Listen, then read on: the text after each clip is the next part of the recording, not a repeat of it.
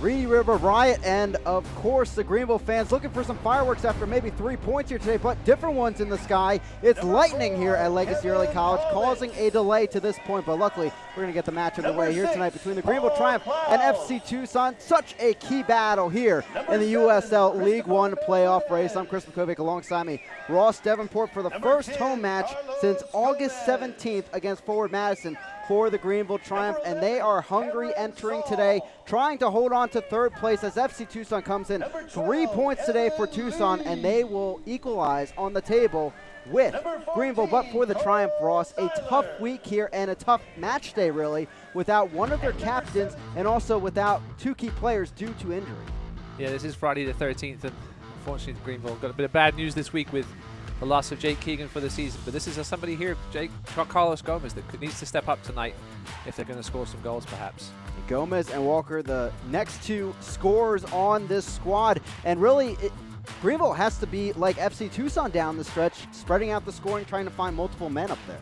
No, they do. Jake Keegan has 9 goals on the season, but unfortunately the next one on the list has 2, which is both of these gentlemen here. And Aaron Walker's another one that, if they're going to start some stuff inside the box, Aaron Walker's going to have to be a threat from outside the box. Walker and Pollock sharing the captain role throughout the season. Walker still on the field today, but is under yellow card accumulation warning, so something to keep an eye out there for the Toronto match coming up next Friday. For Tucson on the other side, really just looking to do exactly what they did last time against Greenville, which is score 3 goals too on the counterattack. Yeah, Greenville got the early goal, and then what a strike this was by Devin Jamga on the counterattack. Caught Greenville napping a little bit at the back, and that was the result. What a finish that was from Jamga.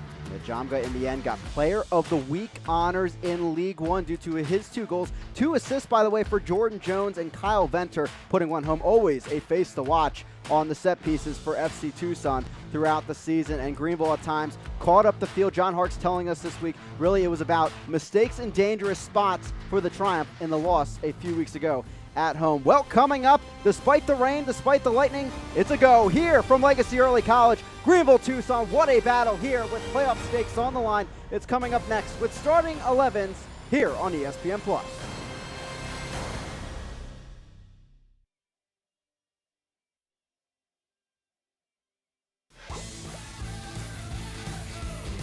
Join Finn's Top Wash Club for unlimited monthly washes at one low price. Finn's Car Wash, proudly created by AAA. Play will continue. Keegan back across, it's in! Greenville on the board at home, it's 1-1. So with all the games and the trainings that we have in this lovely South Carolina weather, recovery is obviously very important for us in order to be able to perform on the weekends. And we do a lot of different things as players in order to recover properly. A big thing that we do is we go to Upstate Spine and Sport with Dr. J and his assistants, and they do a great job for us. They do some chiro work, they do some cupping, they'll do stretching, they'll do massage, they'll do a lot of different things for us, and we go there Tuesday every week, and additionally if we need it before the game. And I think it's great for us in order to kind of get through the week of training, because it can be difficult. We push ourselves hard, and then to be rested and ready to go by the weekend.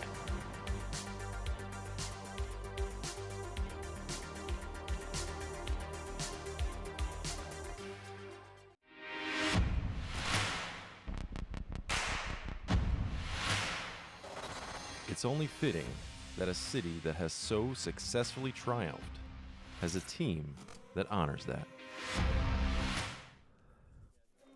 Welcome back here into Greenville, getting set for a matchup between FC Tucson and the Triumph, but a welcome into the broadcast, and thanks for sticking with us out in Tucson, Arizona at Gentle Bend Brewing, once again hosting the watch party for the Cactus Pricks and the FC Tucson fans. Yep, hopefully everybody stuck around through this delay. FC Tucson looking for 3 points today, and of course the Gentle Ben's taking another beverage here as you take in ESPN Plus. And coming up next week, Greenville Triumph taking in another matchup against Toronto FC2 Hispanic Heritage Night. So check out GreenvilleTriumph.com to purchase your tickets. Another fun, exciting event. Unfortunately, the rain dampering things here at Legacy Early College for the Triumph over Cancer Night, but still a great event and week that Greenville put on for the community. So join us for Hispanic Heritage Night at Legacy Early College coming up next Friday. Another Friday matchup for the Triumph as we hit the stretch towards the playoffs for Greenville. We mentioned the missing pieces overall entering the match today, Ross, and take us through this lineup now that we see with many changes for John Harkes. Yeah, obviously no Jake Keegan or Max Hemmings on the injured side of things, but then another big loss for the Greenville Triumph this evening is the home captain, Tyler Polak, the left back, one of the best left backs in the league. He's out with yellow card accumulation. We'll see if Cole Seiler or Don Boland ends up playing on that left side, but you have to think that that's a spot that the FC Tucson may attack, and we've got Cameron Saul coming up top to help the young JJ Donnelly, and then Chris Bermudez out on that wing who scored that brilliant goal at Madison a couple of weeks ago. Yeah, JJ Donnelly, we didn't mention the Open, but just a few matches in, still looking to get his pulse going in terms of the goal category. FC Tucson, watch for these wingers really to stretch the field a bit, more of a 4-3-3, but very fluid at that. Yep, 4 changes from their last outing. Marancio back in goal. He obviously started the last game when they beat Greenville 3-1. And, yeah, tons of pace, tons of talent coming forward. And Greenville will just have to keep an eye on this lineup, especially those top 3. Yeah, Tucson head coach Darren Sawatsky telling us this week he's looking for multiple goals in this match and really taking it to Greenville early on like they did over the course of the 90 minutes last time they visited the upstate of South Carolina. And FC Tucson coming into this one also off of a loss, just like the Triumph did, but 5-0 to the number 2 team in League One in Lansing Ignite, a match that even John Harkes told us, Ross, maybe should have finished 1-1 at least at the half. Yeah, Tucson's been a very strange team this season. There's been games when they've looked great and lost games, and vice versa. But keep an eye on Eric Vergen tonight. Young talent in that center midfield. They've played a lot better since he came into the starting 11. And FC Tucson trying to draw maybe some momentum from their affiliate club in Phoenix Rising at the USL Championship with their long streak, trying to make a streak of their own towards the playoffs at this point, and they're right outside of reach. They've been below the line for most of this season, but a win today, and suddenly they propel themselves into 4th place entering Saturday of Week 25. Yeah, these standings are absolute madness. The last time these two teams met, FC Tucson was in 7th, but they were only 1 point behind Greenville. Still find themselves in 7th, but one win, as you said, could propel them up into the top 3, and Greenville, vice versa, could find themselves back down in 7th. It's just a crazy situation at the moment, but a fun one. Yeah, earlier today we had the Friday matinee, as we usually do, from Toronto, Ontario, and Orlando City B unable to pull the quote-unquote upset, as it was Toronto getting a key 3 points to stay in the middle of the playoff race. Reedy River Riot in attendance as we get set for today's battle, and you can see players getting ready to come out onto the field. Rain still in the area, and unfortunately that rain shield is still going strong over us, and unfortunately that probably will be the case the rest of the night. But luckily, the Lightning out of the area for now and looking to get some soccer underway under tough conditions. But this is something Greenville saw against Orlando City B a few weeks ago at this very venue. Yeah, both especially defenders and goalkeepers are going to have to be very careful with this slick surface, balls bouncing off, and you have to think teams will be trying to get putt shots here and there from 20-25 yards out early while the surface is still very slick. You can see Aaron Walker with the captain's armband. There's the Reedy River Riot still in attendance. A bit soaked out there, but all part of the atmosphere, and credit to them for sticking out, just like those at Gentle Ben's Brewing tuning into ESPN+. Approach the 9 p.m. hour here on the East Coast.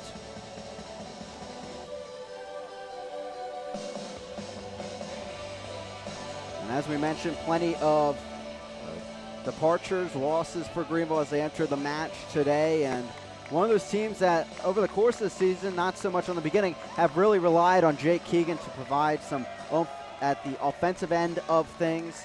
And Max Hemmings, he joined the squad about 6 matches into the season, but I would argue he's one of the top midseason additions for any squad in League One. The way he came on as a starter, not necessarily in the beginning, but later on they found that role for him on the right wing with Boland. Yeah, and we look at some of Jake Keegan's goals. Now, the key for Keegan is he's a finisher. He's not so much of a creator. That Greenville really had trouble putting the ball in the back of the net early in the season, but once he got the chances, he was a great finisher. But I think Greenville does have players that can create chances, and the question is now, with Keegan gone and Les Max Hemmings with his goal in the U.S. Open Cup, are these guys that create the chances going to be able to put them away? Yeah, and such a packed table overall, and you look at how things are working out as well. I feel like every week we talk about it on the air here across our ESPN Plus League One broadcast, waiting for that moment where things are going to stretch out. OCB had the chance to make that happen today, maybe potentially eliminating or at least really diminishing the chances of TFC2. But TFC2 late goal, they won 3-2. Now they're back in action. And Tormenta, Chattanooga, Madison, three-way tie for fourth at this point. But let's talk about this as well. Look at it in these standings in another way, where the tiebreaker, the first one is wins. Yes. The second one is goal differential. And obviously among that pack in the middle, it's Greenville, it's Madison that have the clear edge in that goal differential category. Yeah, well, obviously Tucson were doing a lot better until that big loss against Lansing last week. Yeah, it's going to be such an interesting finish. It's almost like a 5-game series where if you finish 3-2 and win the majority of your last 5 games, any of those teams between 3rd and 7th could bump up. But if you go 1-4, perhaps, you could find yourself in some serious trouble. And Tormenta we'll talk about this later in the broadcast, but maybe the toughest stretch of any of these teams in the middle. They face the top 3 teams starting tomorrow with North Texas. They still have a Lansing match left, and of course they'll meet their rivals from up north in Greenville. The 4th and final match of League One play between those two, but also the 5th in all competitions. Yeah, one thing you got to watch out for, though, is with North Texas clinching that home field advantage, do they start rotating guys, and perhaps Lansing as well? We'll have to see. And that's a great point for FC Tucson. They still will host North Texas to end the season. Madison also will end up facing FC Tucson, so a lot to play for, and with it so packed, no team really out of it. Everyone's going to be playing at their best as we check out midfield, where Aaron Walker and Kyle Venter will meet up to talk things over in the opening coin toss, as Kyle Venter of Aurora, Colorado, spent last season with Penn FC, a real threat in the goal category this season with 4 tallies in his 19 starts. There's the Greenville Triumph working out the white kit today, and the pouring rain didn't work out the way they like it in that color, but of course they'll be battling up with the black and gray, of FC Tucson. And there they are, the team from out west, and really, they've been battle-tested throughout the season. All their travels, they had that long stretch of, 6 matches straight on the road due to some refurbishment of the facility they are at in Keno North Sports Complex. And for Greenville today hosting FC Tucson, they'll have their final 4 matches at home. And we'll take a look at that deeper at halftime. Yeah, Tucson had 1 home game in a 10-game stretch between June 12th and August 17th. I actually tallied it up, sat down and tallied it, 25,282 round-trip miles during that time. Obviously the most traveled team being out there, on their own in the West. But obviously they struggled at home in that last game, getting pummeled by Lansing. This is their last trip of the season. It's a good camaraderie thing. Everybody knows this is the last trip, obviously, unless they make the playoffs. They should be ready to go here, even with the delay. The funny thing is, as well, both these teams, this is not their 3rd and final match. That's still coming on a Tuesday, slated in about a week and a half. So that'll be a fun one as well to start off the League One week in that accord, as Greenville will make the long distance trip out to Tucson, Arizona. Carlos Marancio in goal once again for FC Tucson. You see him in the orange there, 27 saves and 1 assist as well in his 8 starts. Number 9 coming here today. It's been Philip Ejimadu and him taking over throughout the season as they break the huddle on the other side. Of course, Dallas J, Player of the Month, recently named this week, a 2-time Team of the Week member, including Player of the Week in Week 15. Back from his 2 matches with Guam in international duty, unfortunately losing in both of those in Group A of FIFA World Cup qualifying in Asia, and looking to bounce back when that rolls around again in October as they break the huddle and head towards midfield. So Dallas J got a sharp haircut while he was away. It's slightly different than the last delay we had, which was obviously a much lengthier delay, but it came in the middle of the game. Greenville came out very nicely in the second half of that game. Obviously got the late winner.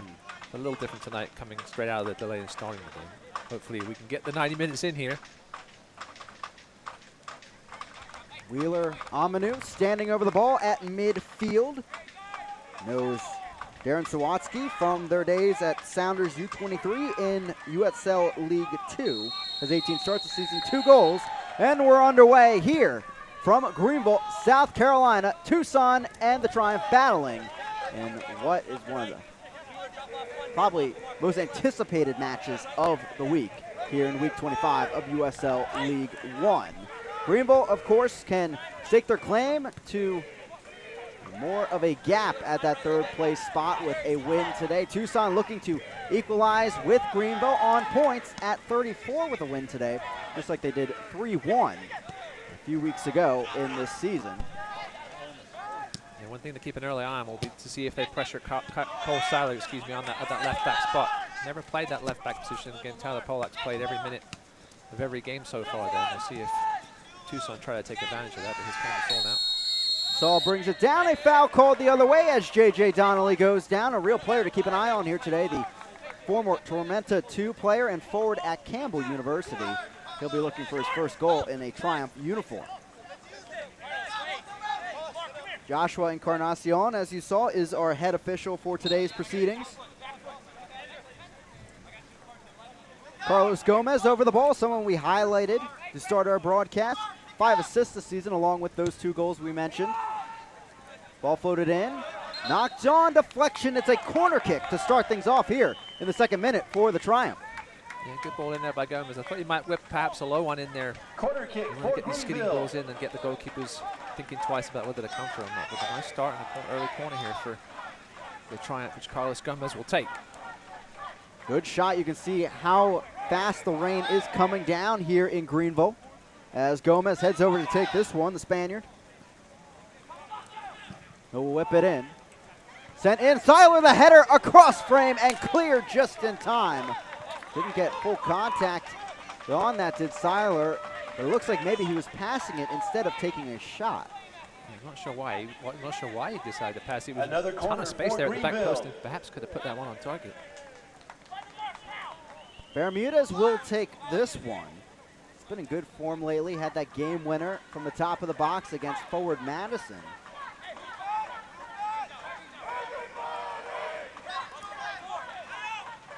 Right in front of where the Greenville Triumph car normally is sitting, but obviously as a convertible, I'm sure Joe didn't want to get that one ruined tonight. Bermudez whipping it in, knocked on through. This will be cleared by FC Tucson. Bit shaky on the clearance, but it's right back with Dom Boland and the Triumph. Headed up, Lee battling in there with Zach Wright. Here's Aaron Walker, today's captain for Greenville. As Ross mentioned, he switches that duty back and forth with Tyler Polak, depending on home and away matches. Today, of course, with Polak suspended on yellow card accumulation, it is Walker's duty. Yeah, he's going to have to provide a ton of leadership from that center midfield spot tonight. And he's got to be careful as well. I think you mentioned earlier, Chris, he's one yellow card away from the suspension. And on the other side for FC Tucson, 2 members of the back line to start this match under yellow card accumulation warning, as it is Lamar Batista and Osworth that could see a suspension if they do see the yellow card come out of the pocket of Joshua Encarnacion. Lee drive this to the near side, but short of Chris Bermudez. Donnelly bringing it down. On through the traffic and into the run of Jordan Jones. Met by Paulitz. Here's Jones. Flicks it on forward. Stopped by Lee. Back in by Wright. Cleared. And luckily the only one there is Aaron Walker for the Triumph. Jay's first touch back with Greenville. And it's a deep ball downfield. Cameron Saul. J.J. Donnelly. Goes down. Another foul drawn by Donnelly. Making just his 3rd start with the Triumph. A dangerous free kick spot here. Seems to be plenty of open spaces early here in the first 4 minutes. And you think that's the way FC Tucson would like it, but so far Greenville with most of the possession in terms of running down the other way. The 3rd set piece already for Greenville. Last time these 2 teams played, Greenville got the early goal, which we thought was going to be critical just because of the way they play the tight defensive formation. And at that point, they weren't scoring like they have been recently, but an early goal here would be critical, you'd have to think, especially in these conditions, and they're starting so late. There's this man here that actually got that goal, picking the ball away from Colin Stripling. Ball whipped in by Gomez, headed up and away by Wheeler Amanu, and back the other way. Excuse me, Wheeler Amanu got an extra ooh in there.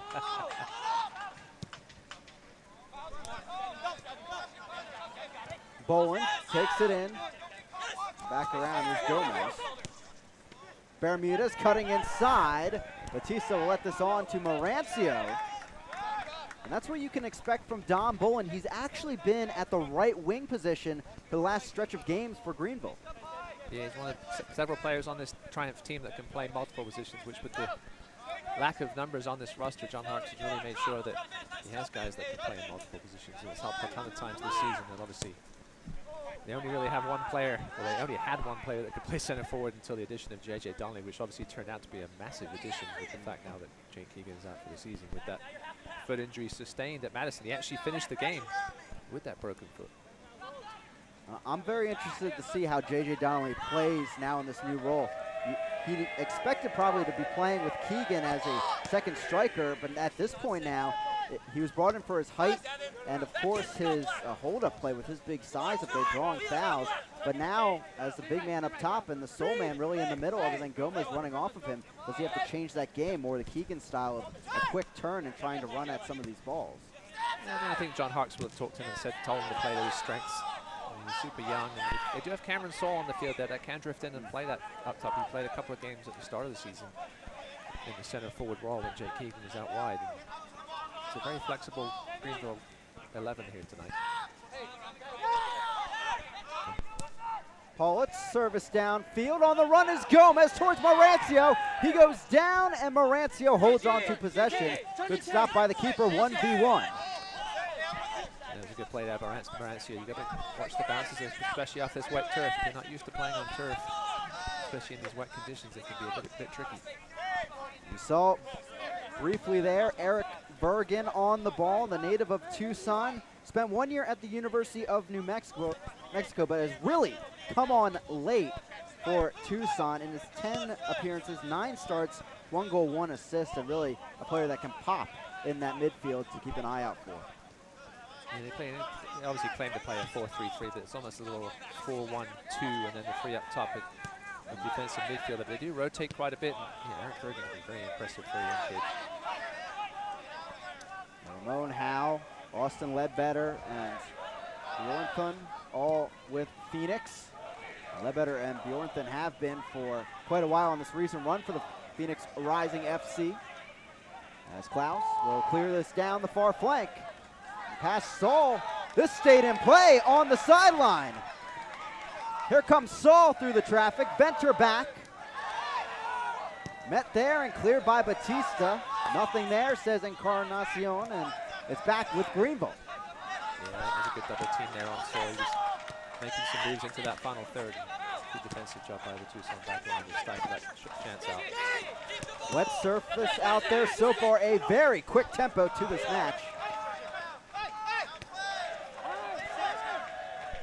Tucson with a lot of early possession. You see in their stats, they don't particularly like to have the ball.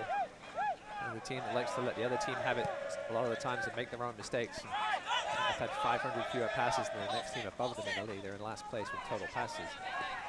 Interesting start here.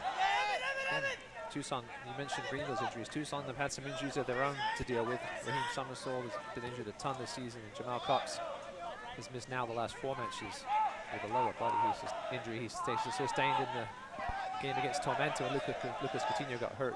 Cox actually hurt himself just taking a free kick. And Cox, one of those veteran players for this younger FC Tucson side. And a player left over from the MASL coaching days of Darren Sawatsky. Here's the chance for Greenville. The ball over the top to Gomez. That was a lovely ball, lovely weighted ball through by Don Bowen. Gomez was perhaps just a half step behind it. If he could have caught it on the half bounce, he might have had a shooting chance. Bermuda slides it over, stepping up, clouds the strike, but just on and wide.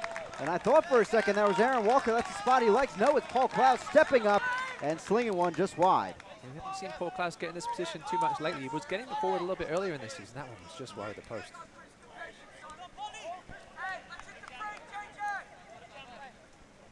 Our keys to the match today, Ross, take us through them. Yeah, I mean, Greenville has to come out. Listen, they're going to be a little more compact defensively, obviously, knowing they're out several key players, but they can't let this Tucson team come at them too much. They've got to play downhill and keep the pressure on, which they've done well so far early in these 10 minutes. But with that as well, they've got to remain compact. We saw some of the goals they gave away against this team last time. And then, as we've seen Tucson, Coach Sawatsky talked about it on our conference call during the week. They're going to have to come out and set the pace. And Greenville aren't the fastest team in the world, especially without Tyler Pollock. And Tucson will be looking to get those guys running out wide and keep that ball moving quickly. Well, early on, it is the Triumph passing the ball pretty quickly, maybe trying to play and adapt to that tempo of Tucson. We'll see if they can hold on to that throughout the match. FC Tucson, they're slinging around and very quick out there. And we saw that last time they visited the Triumph with those goals by Jamga. And of course assisted by Jordan Jones up top. Deep downfield, but past the back line of Greenville and into the hands of Dallas J. Currently about a .4 lead on the GAA battle after the 9-goal allowed week for Pablo Hara and Tormenta. He's really the clear front runner as we enter the final 3 weeks of the season. One thing to keep an eye on tonight with Dallas J will be his distribution. He loves to get that ball out to Tyler Polak quickly to start the ball going back the other way. He doesn't have that option tonight. You have to wonder if he's going to have the confidence in Cole Seiler on that left side in his unnatural position to really start things from the back. We'll see how that goes tonight as we get through this game. At the moment, Seiler lining up at left back. Boland's at the right back spot, and Boland has, as we mentioned, been on that right wing working it throughout the season. Seiler not one to play left back of late as he moves it up to Donnelly. Donnelly strikes it, but right off of Saul. He wanted to go from way far out. Bermudez. Walker service near side. Here's Don Boland. Out of play off of Jamga, and it is a throw-in for the home side.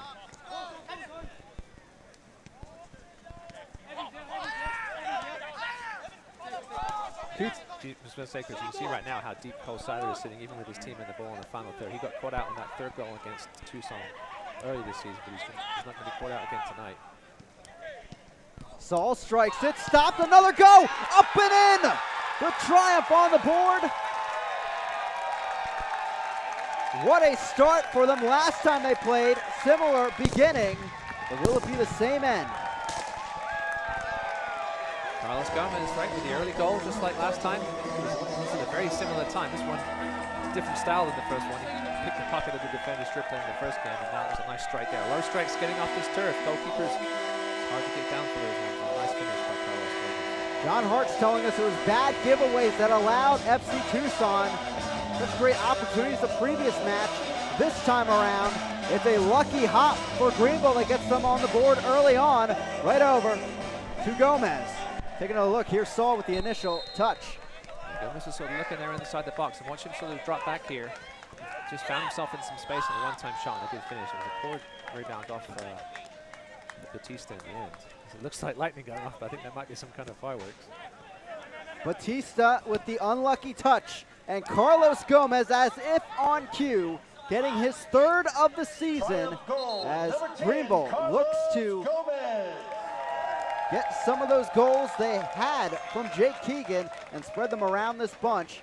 And this is a dream start for John Hartz with his defense, except this time trying to limit those mistakes against this FC Tucson counterattack. You notice that was a very Jake Keegan-like goal. Carlos Gomez just pouncing on the loose ball and finishing the first time. And it's exactly what John Hartz will want to see from him.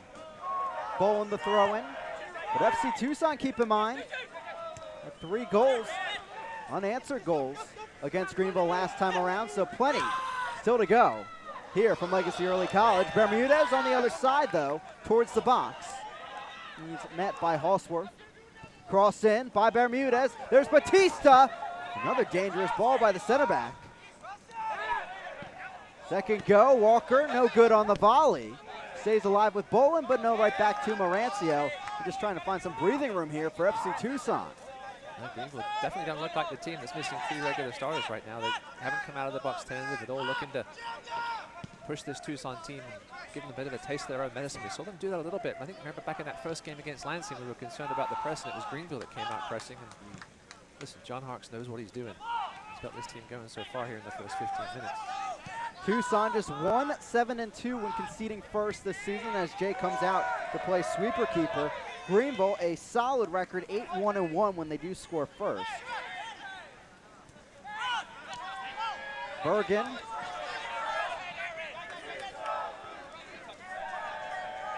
Jamga. Ball whipped in, headed up and away by Jones on the shot. Maybe a deflection along the way.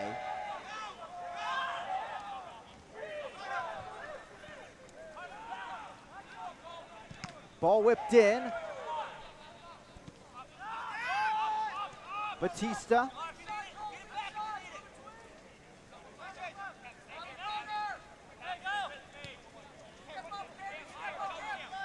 And Tucson now finding some possession on the opposite half of the field.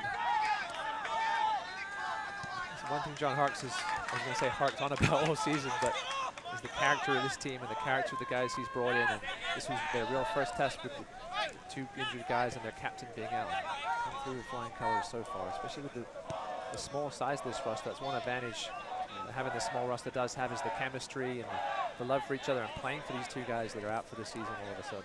That's one thing many of the coaches in League One point out when they're facing Greenville is that chemistry, that cohesion in the back line, able to get these clean sheets along the way as they're tied for first in clean sheets as a team with 12, along with North Texas after they took down the Richmond Kickers 4-0 on Tuesday. Back with Tucson as Joshua Encarnacion let the game keep on going as it's serviced out wide by Hanlon. Ball whipped in, dangerous one, knocked down by Jones. A foul is called as it was Gomez in the box defending the forward. Superb body position there by Carlos Gomez. Of course, his teammates, a little bit of discussion here. Kevin Pollock's telling Carlos Gomez perhaps where he should be on the field, but in the end, that was a great bit of defending by Gomez, doing it both ends. He's so frustrated, saying, hey, what do you want me to do? Select is the official ball supplier of USL League One and many of the finest leagues in the world. Since 1947, Select has been the leader in soccer ball quality and innovation. For the latest Select products and special offers, please visit SelectSportAmerica.com. Lee, a little chip down the field, finding Donnelly.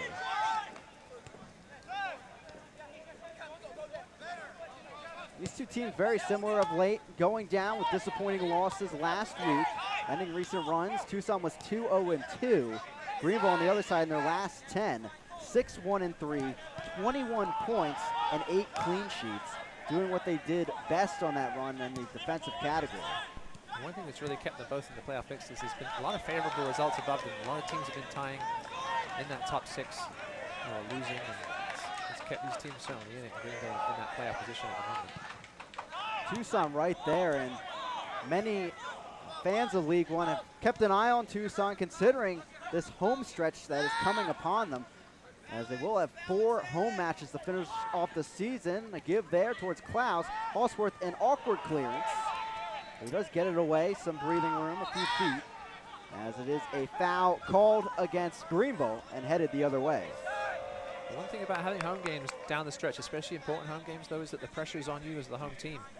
A younger team like this in Tucson, how are they going to deal with that pressure, especially if they don't claim points here? You go home and you almost kind of have to win all 4 of those home games, and listen, pressure does crazy things to people. Tucson 5-2-3 at home this season. We have 3 road victories as Walker will move the other way. Tucson just one come from behind victory this season, and hey, it was against the Triumph on the road in a tough environment that night. You sort of remember that game. It's funny how all these games now seem to be must-wins, and it hasn't always turned into that because of the results above you, but now we're getting really down to crunch time with 4 or 5 games left, and while they're not must-wins, nobody likes to, technically never a must-win unless if you don't win it, you're out, but getting down to that point soon here in the next couple of weeks. Saul plays it. Thought he had a handball, but instead it's back to FC Tucson, trying to spark things the other way. There's Lee, tugged from behind, and it will be a free kick to the Triumph. There's a poor first touch there from Jordan Jones.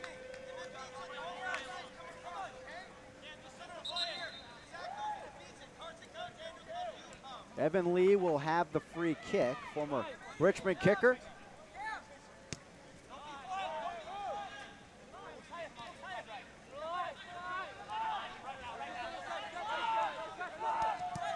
He'll service it down the field, right down the middle, knocked on, saw the strike, knocked up by Batista. Punch down, up and in, a mistake at the back again here for FC Tucson. And who is it but Carlos Gomez pouncing on the opportunity again.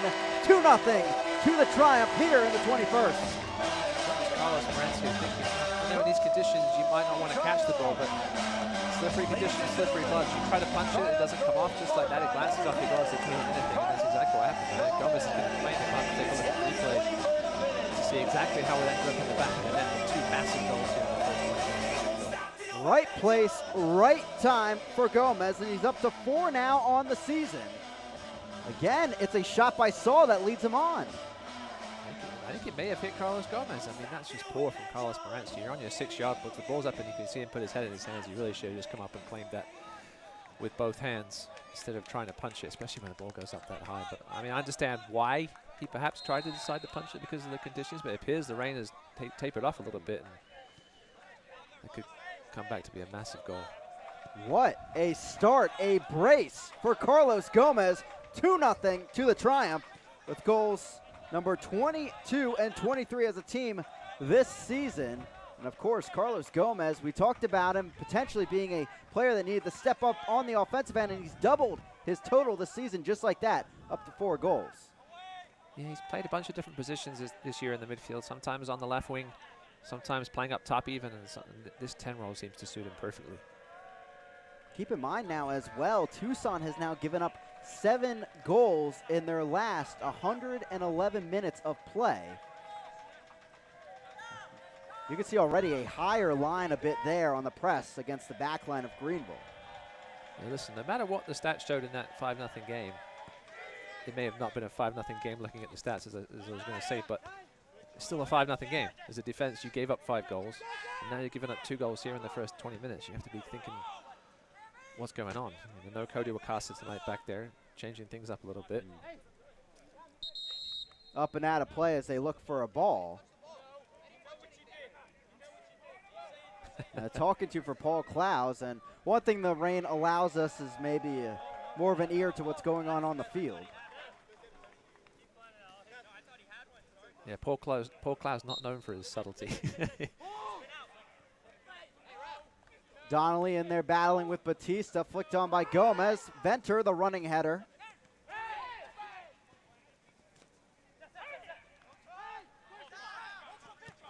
Hanlon, the Denver native, working it down the far flank. Here's Zach Wright. Wright and Jones playing together at RGV in the USL Championship last season. Starting towards the top of the formation today together. Knocked on and threw out of play on the header by Bolin. Dangerous ball that Jay nearly punched away. Yeah, see, I'm not opposed to that kind of punch on a low ball coming in like that. With the pace of that ball, if you get any touch in it with your fist, it's going to take it away from the danger. It's the high ball in that I was questioning Rancio, and that one did just enough. I was going to say Carlos J got just enough of that to knock it away from the Tucson attacker. First corner today, Vergen over it. First corner for FC Tucson, I should say. Ball whipped in over everyone, back of the box. There's Lee muscling down the field. It's Halsworth that gets a touch. Up to Gomez, now Jones. Bit of a jumbled mess here. Down in the left corner, it's Vergen once again looking for service past Seiler. Can't find it.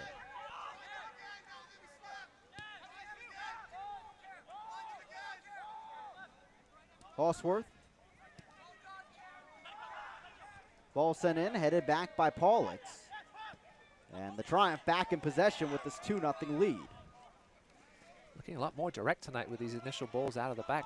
Greenville has worked so far. They're finding some space just inside the Tucson half, and here's led to another attack here. Donnelly goes down in the box. It's a penalty. And a penalty awarded to Greenville. They draw their 3rd of the season, and Hanlon comes up and will get a yellow card for dissent. As there's a clear tackle down on the far side. FC Tucson will have their say here, but we'll have to take a look at this to see. Man, Kyle Venture's got to be careful. I think you said he was sitting on a yellow card himself. Is he not? Well, he stuck his foot in there, which is a little clumsy. But I mean, JJ Donnelly wasn't going anywhere particularly dangerous. And if you stick your foot out like that, and the referee has a decent view of it, he may call. Looks like Aaron Walker's going to take this one, interestingly enough. So Hanlon, his 2nd yellow of the season. Obviously, Jake Keegan being the normal penalty taker. I think we've seen some others as well. Tucson has conceded 3 PKs this season. They have not had a save on any of them at this point. Aaron Walker will try to make it 4 here. He sails it in, sending Marancio the wrong way. 3-0 Greenville here in minute 26. Well, who would have guessed that? We talked about the first goal being key, but how about 3 in the first 26 minutes? Unbelievable. Tucson just looked all over the place. So obviously, I'm happy at that call. Now they're going to huddle together and try and get themselves sorted out here. Yeah, last time Greenville had 3 goals in the first half against Toronto FC2 in their first meeting of the season.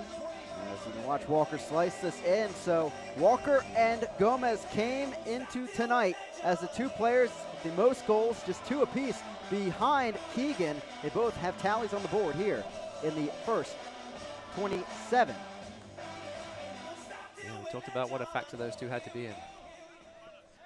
They've certainly stepped up to that and lived up to the role. And they've talked about, stepping up for the 2 injured guys. And wow, what a start. A dream start for John Harks and his side. And FC Tucson now looking to respond, down by 3 here in minute 27. I'm sure John Harks doesn't want them to change the style of play they've come out here with and sit back. That's not something you don't want to do against this Tucson team. So they have many ways to beat you. Careful, Dallas. Ooh. Keeper reading that one well to volley it down the field. Here's Walker, knocked on by Hanlon though. Here comes Seiler. Lee stepping up. Tugged from behind, that'll be a foul. Back to the Triumph. Fans, you can continue to enjoy the USL on ESPN through the 2022 season. The USL is excited to announce that the championship and League One will remain with the leader in sports for 3 more years. ESPN Plus will continue to be the home of all things USL, and at least 19 games a year will be featured on the ESPN family of networks, including 9 games on ESPN Deportes. Continue to follow, support, and watch your club on ESPN and ESPN Plus. Of course, 3 more matches in League One coming tomorrow on ESPN Plus, and it should be a great slate of action. Hope you'll join us on ESPN Plus for all 3 of those. 7 o'clock starts as Lansing and Chattanooga will be another great battle here this week in USL League One. As you saw, Greenville, their best performance offensively of the season to this point, with 3 goals at home.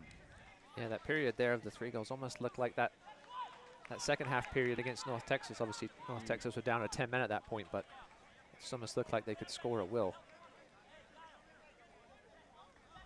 Ball sent up the field. It's a throw-in for the Triumph.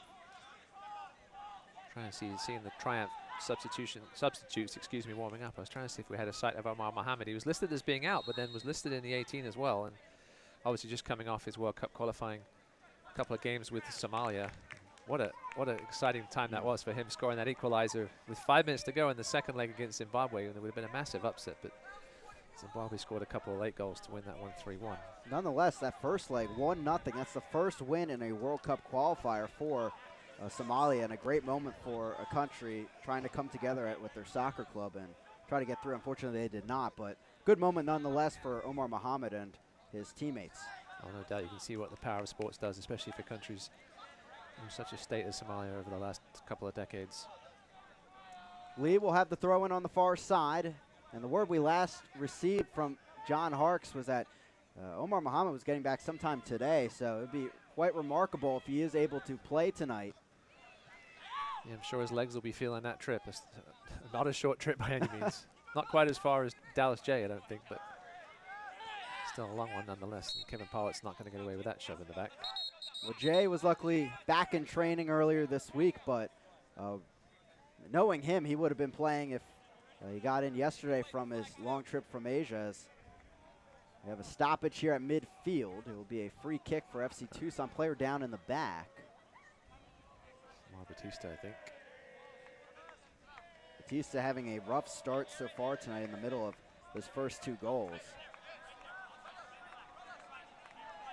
Yeah, I don't think he could really do much about the second one. I don't think he expected Marancio to try and punch it away. Batista on loan from LAFC. Spent the last 2 years with Portland 2, totaling 42 appearances. It's back with Batista. He'll service it to the right side, but stopped on the head of Bermudez. Here's Cameron Saul. A good run by Saul, but he is called for the foul there as Hanlon is brought down, the University of Denver product.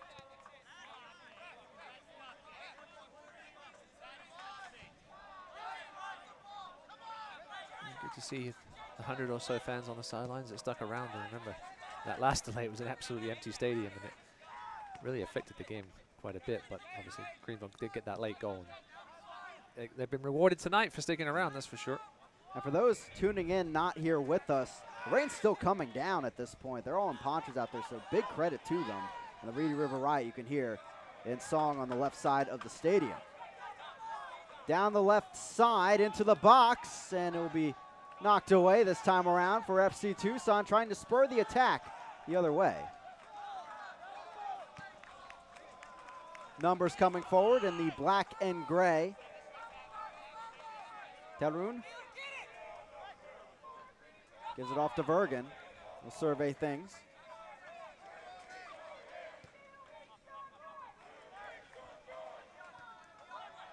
And Greenville, third in the League One table, and Tucson, seventh, battling here from Legacy Early College. Again, I'm Chris McCovic, alongside me, Ross Davenport. Late start here, but bit of League One after dark. And for FC Tucson, making the long trip to the East Coast, trying to get 3 points. A rough start as they've allowed 3 goals early on, including 1 penalty if you're just joining us.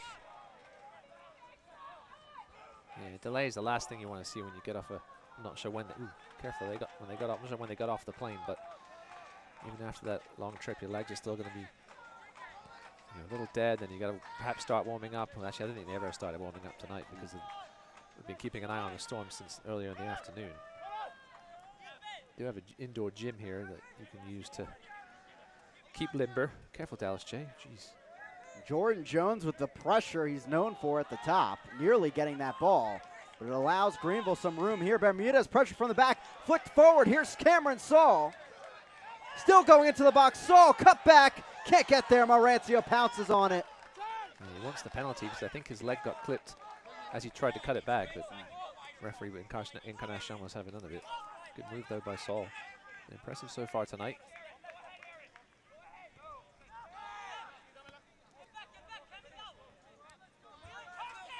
Wheeler Amanu cycles it back around. One player we haven't called too much out there, Jamga. He's been pretty quiet to this point on the left wing. I'm not surprised after what he did to them here in the last meeting. He's a very dangerous player with some of the best speed in the league.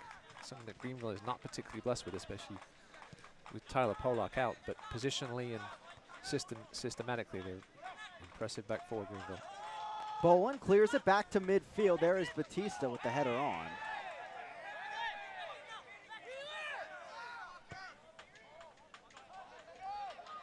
Terun to the right wing. Here's Wright. Knocks on a through ball. Halsworth is there. Knocks it in. Flicked out by Lee. Deflection, an easy hop right to Dallas J. That's the first time we've really seen Tucson attack that cold side of the wing and try to get around him. It worked that time, but Evan Lee was over nicely to make the interception. Jay will sling it to the far side.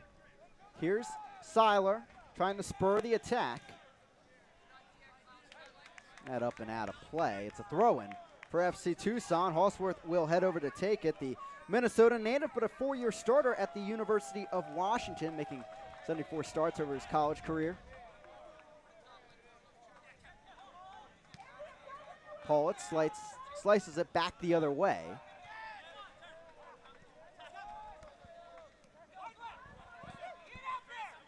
Vergen.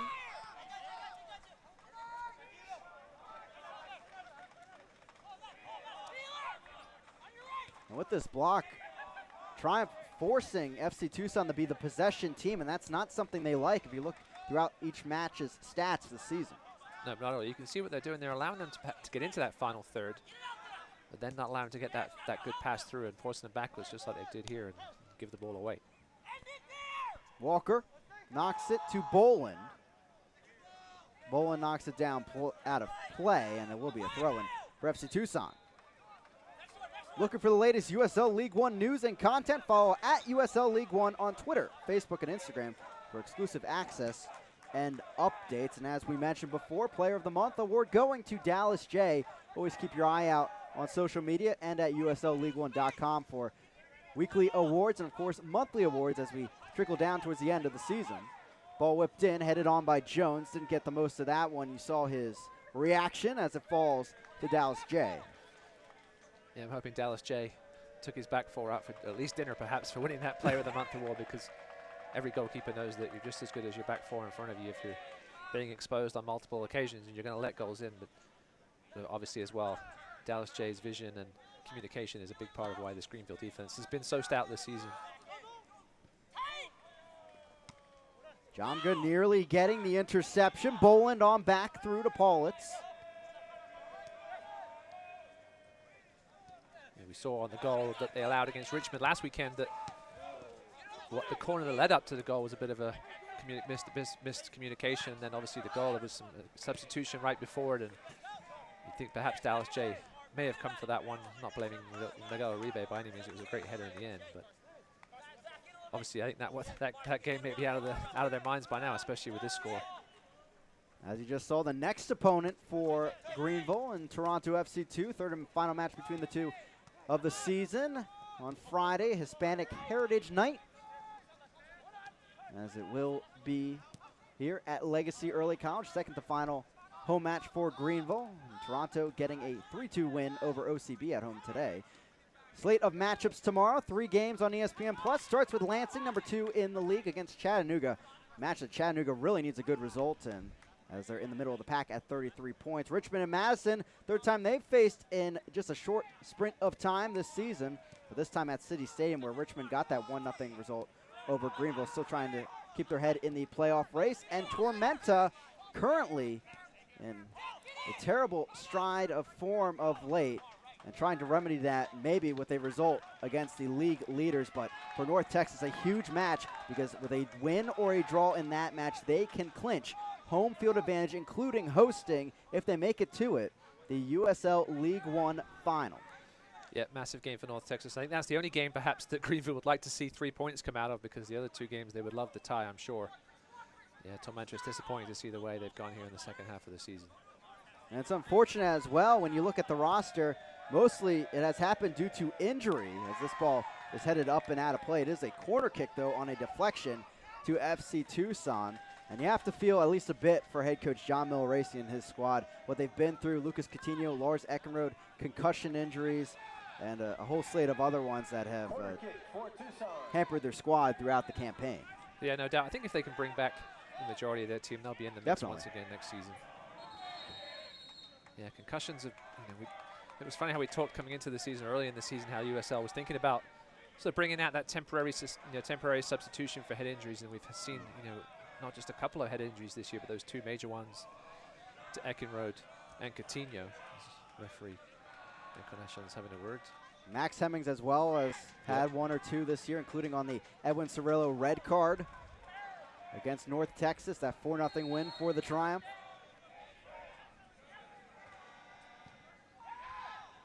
Ball whipped in, Venter at the back there, heads it the wrong direction though. Batista trying to collect it back. Good move by the center back, and he'll reset for the away side here in minute 40.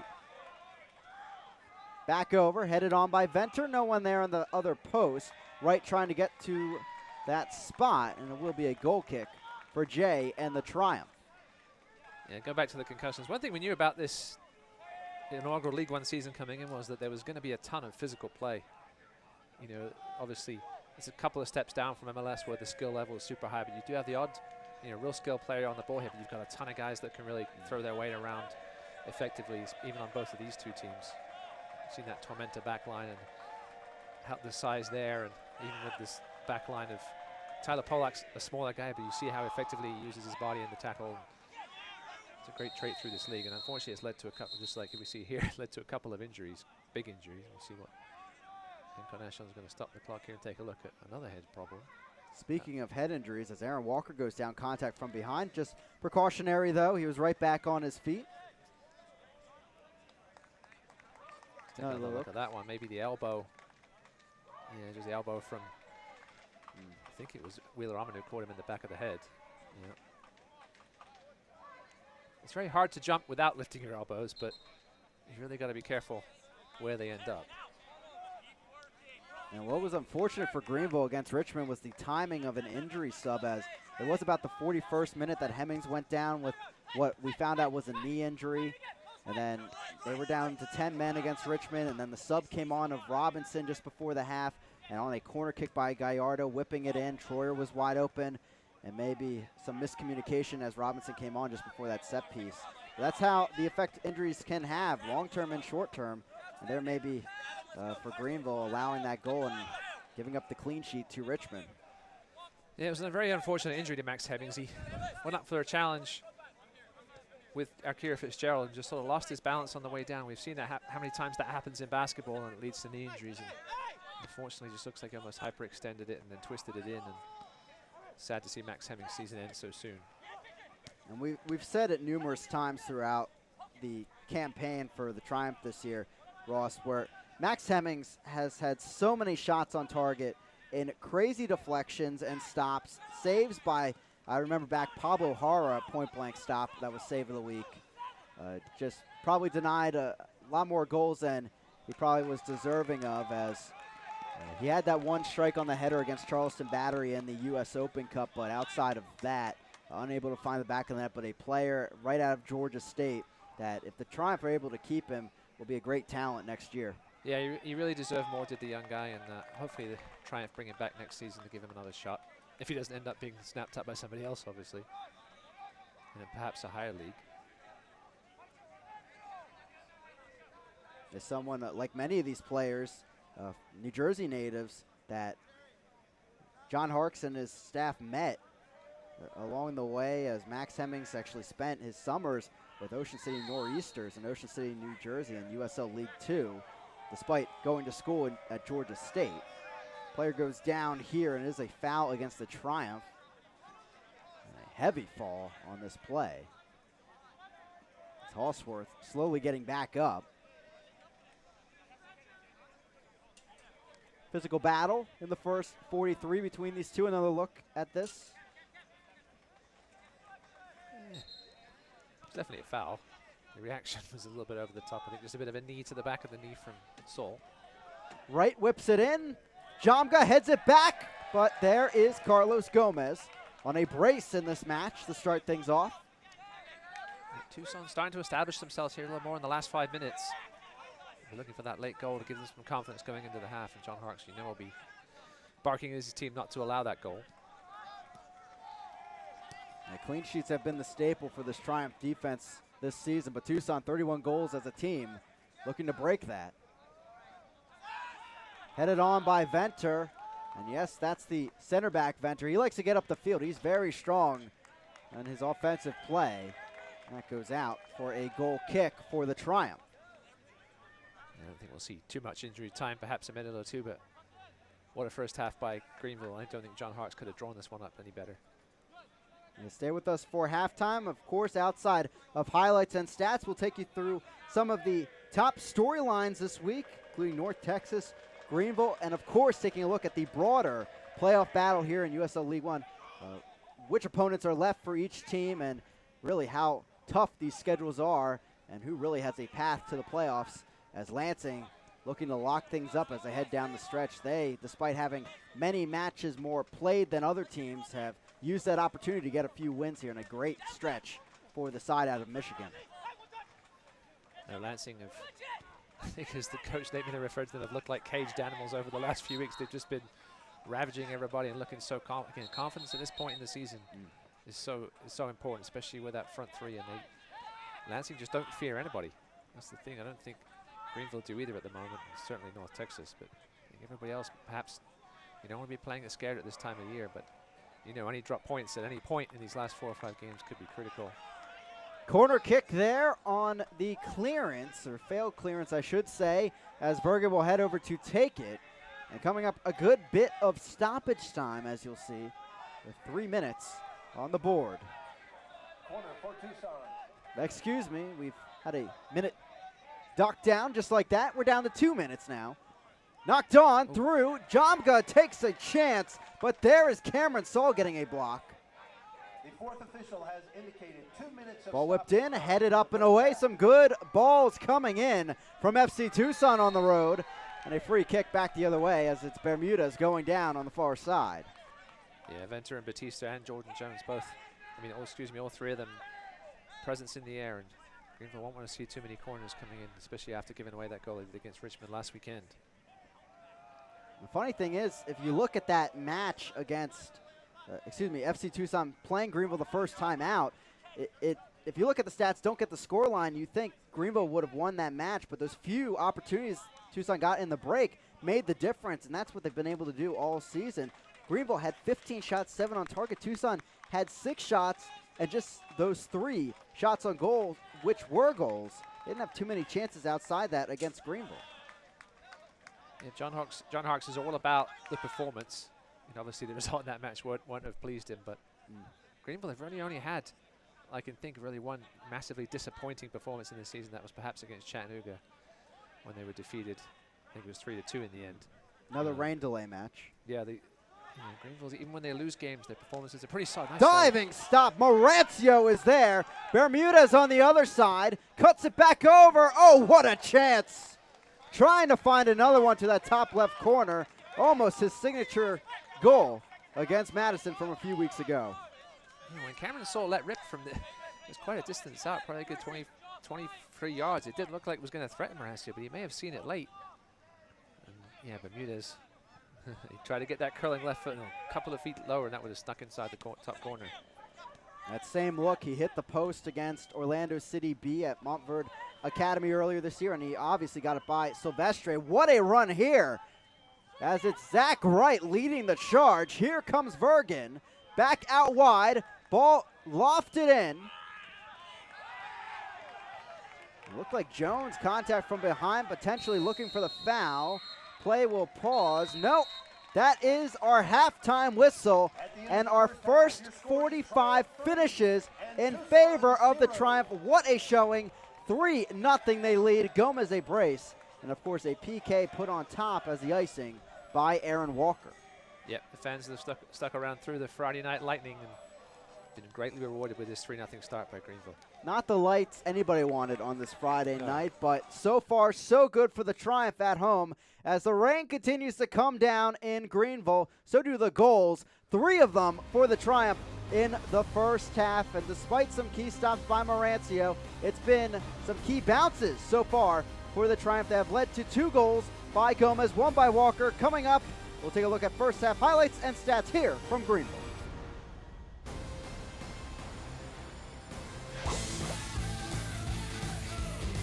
Join Finn's Top Wash Club for unlimited monthly washes at one low price. Finn's Car Wash, proudly created by AAA. Play will continue. Keegan back across, it's in! Greenville on the board at home, it's 1-1. So with all the games and the trainings that we have in this lovely South Carolina weather, recovery is obviously very important for us in order to be able to perform on the weekends. And we do a lot of different things as players in order to recover properly. A big thing that we do is we go to Upstate Spine and Sport with Dr. J and his assistants, and they do a great job for us. They do some chiro work, they do some cupping, they'll do stretching, they'll do massage, they'll do a lot of different things for us, and we go there Tuesday every week, and additionally if we need it before the game. And I think it's great for us in order to kind of get through the week of training, because it can be difficult. We push ourselves hard, and then to be rested and ready to go by the weekend.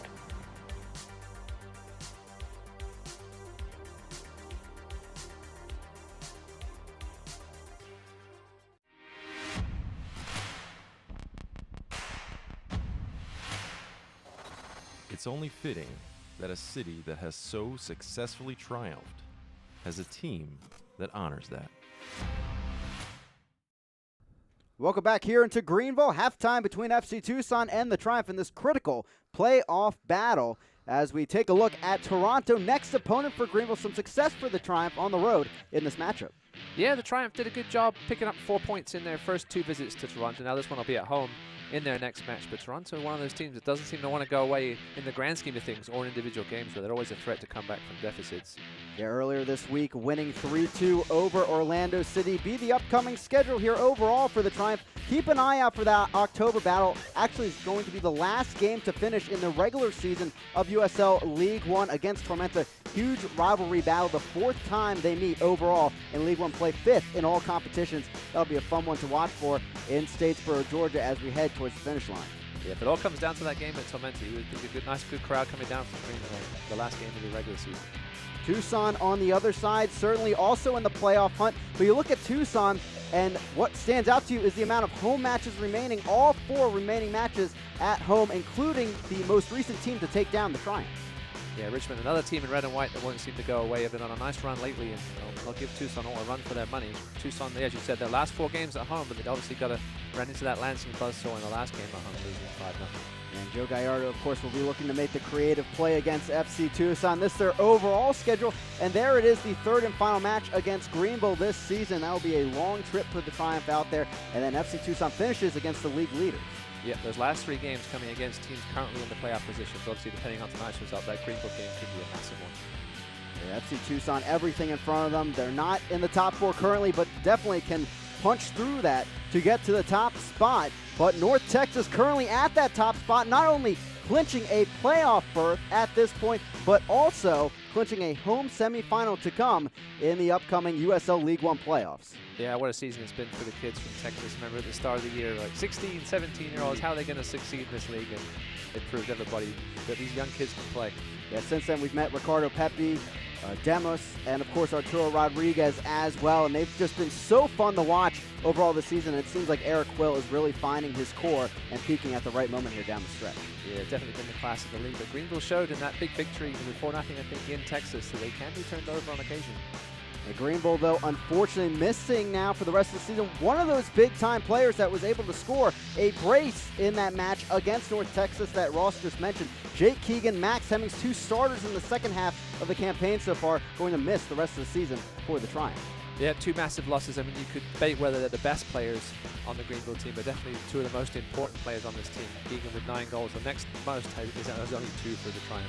Yeah, Hemmings probably one of the top mid-season acquisitions for any team here in USL League One. And 2 big losses means a lot more intrigue, of course, in the playoff discussion. These are the top 4 teams entering this weekend, the Triumph in there. And one thing you can tell, Ross, Triumph a bit more matches, a bit more opportunities here to make something happen down the stretch. Yeah, for sure. They definitely have one of the easiest remaining schedules, but keep an eye on Forward Madison. They haven't been motoring offensively of late, but if they get things going, they could be a threat for any of that for those last couple of playoff spots. Plenty of other teams in action this weekend trying to punch their way through into the playoff discussion. That includes FC Tucson. We talked about how many home matches they have left, but look at Chattanooga, Tormenta, plenty to play for, and Richmond still battling in there, and Toronto just ahead of them by a point with the win earlier this week. Yeah, Tormenta have been disappointing over the last couple of months, but they're still in with a shot. Chattanooga with those last 3 home games against beatable opponents. Tucson, we've got to focus on them, obviously. That last game could be an interesting one. If North Texas have nothing to play for there, do they put their full squad in? It'll be interesting to see. Jam-packed table as it has been all season as we race towards the playoffs. For now, let's check out our monthly award winners from the USL coming up next.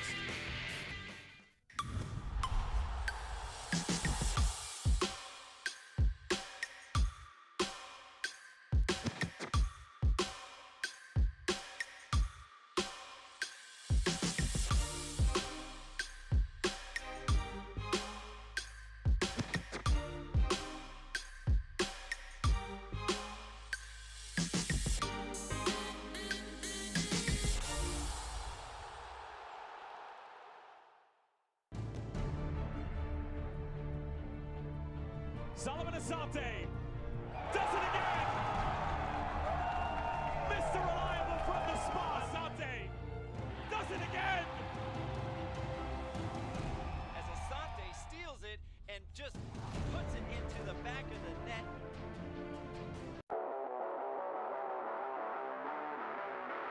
Santa Costa. The attempt at an amazing goal. Or maybe a goal of the year candidate from Rodrigo da Costa.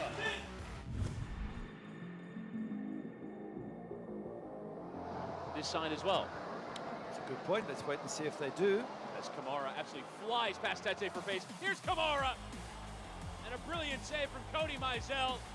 Mohamed Kamara is causing problems. Mikey Rowe now. Rowe takes it on and it's in! What a strike! And Tormenta, they strike first.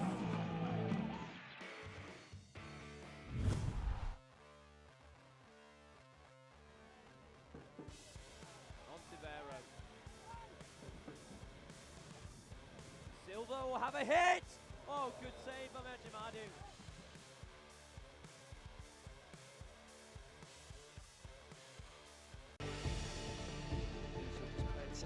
Hilton goes charging through, has to go! And what a strike it is from... Oh, that's sensational. Oh, what a strike.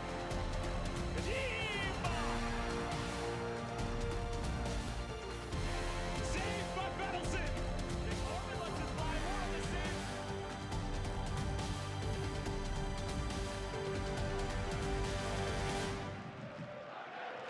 News and notes from around USL League One. We start with North Texas, not only the first team to clinch a playoff spot in league history, but also clinching a home semifinal, and should be a good rest of the year here for North Texas. No, for sure. They've really been the class of the league from start as we get close to the finish here, and a deserved home semi for them. Pato and Lansing taking it to FC Tucson, as we talked about earlier in the broadcast, 5-0 with his 2 goals, of course. Yeah, the Ignite are an interesting team. They really don't have just that one star, but of guys like Moon and Minsingen and Pato just stepping up when needed to on the offensive side of things. Able to spread out the attack as we hit the playoff stretch here in League One. Ronaldo Demas extending his lead at the top. Fantastic season for the Haitian striker. Anytime you can have 2 hat-tricks, you're going to find yourself up there at the top of the goalies. And the crazy thing is he only started one of the first 6 games for North Texas, but an amazing season for the Haitians. Second hat-trick of the season this week against Richmond on Tuesday. 4-0 win for North Texas SC, of course. And in the Golden Glove battle here in USL League One, it's all Dallas J up by 0.4 GAA at this point. Yep, deserved player of the month for August, and Dallas J with that .036. He looks like holding on for that GAA title. Started all games this season for the Triumph other than one, last week's 1-0 loss to Richmond, of course. As we check out the scoreboard, our 2 results so far this week, Toronto and North Texas getting the victories, while last Saturday it was Richmond getting that 1-0 win over the Triumph. Yep, nice comeback win for Toronto to really continue to just hang around the bottom of the playoff race there. And looking at the standings in the league now, Toronto making a jump up a bit, 1 point above Richmond, still in the playoff race, and just as soon as we think it's going to expand a bit in this table, it's back contracted where we have known it all season. I mean, I think looking at these standings, I think that's what exactly everybody wanted coming into this season, with 10 teams and 9 in the playoff race still, with only a couple of games remaining. Of course, 3 more matchups coming up on ESPN Plus tomorrow. They overlap a bit, but plenty of action to tune into. Can switch around the ESPN Plus account a bit there. And of course, starting out week 26 already, it's Greenville and Toronto coming up on Friday. That's where everybody has multiple screens these days, Chris. Phone, get your iPad on, and TV, computer, and get every game on as many as you can on ESPN Plus. They're almost all critical ones at this point. Coming up, we get set for the second half with highlights and stats here from Greenville. Join Finn's Top Wash Club for unlimited monthly washes at one low price. Finn's Car Wash, proudly created by AAA. Play will continue. Keegan back across, it's in! Greenville on the board at home, it's 1-1. So with all the games and the trainings that we have in this lovely South Carolina weather, recovery is obviously very important for us in order to be able to perform on the weekends. And we do a lot of different things as players in order to recover properly. A big thing that we do is we go to Upstate Spine and Sport with Dr. J and his assistants, and they do a great job for us. They do some chiro work, they do some cupping, they'll do stretching, they'll do massage, they'll do a lot of different things for us, and we go there Tuesday every week, and additionally if we need it before the game. And I think it's great for us in order to kind of get through the week of training, because it can be difficult. We push ourselves hard, and then to be rested and ready to go by the weekend.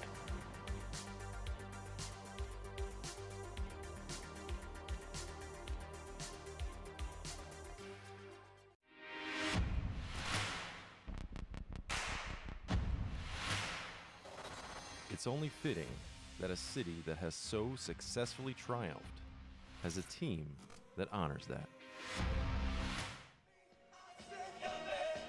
Welcome back here into Greenville, South Carolina. 3-0 to the home side as we get set for the second 45.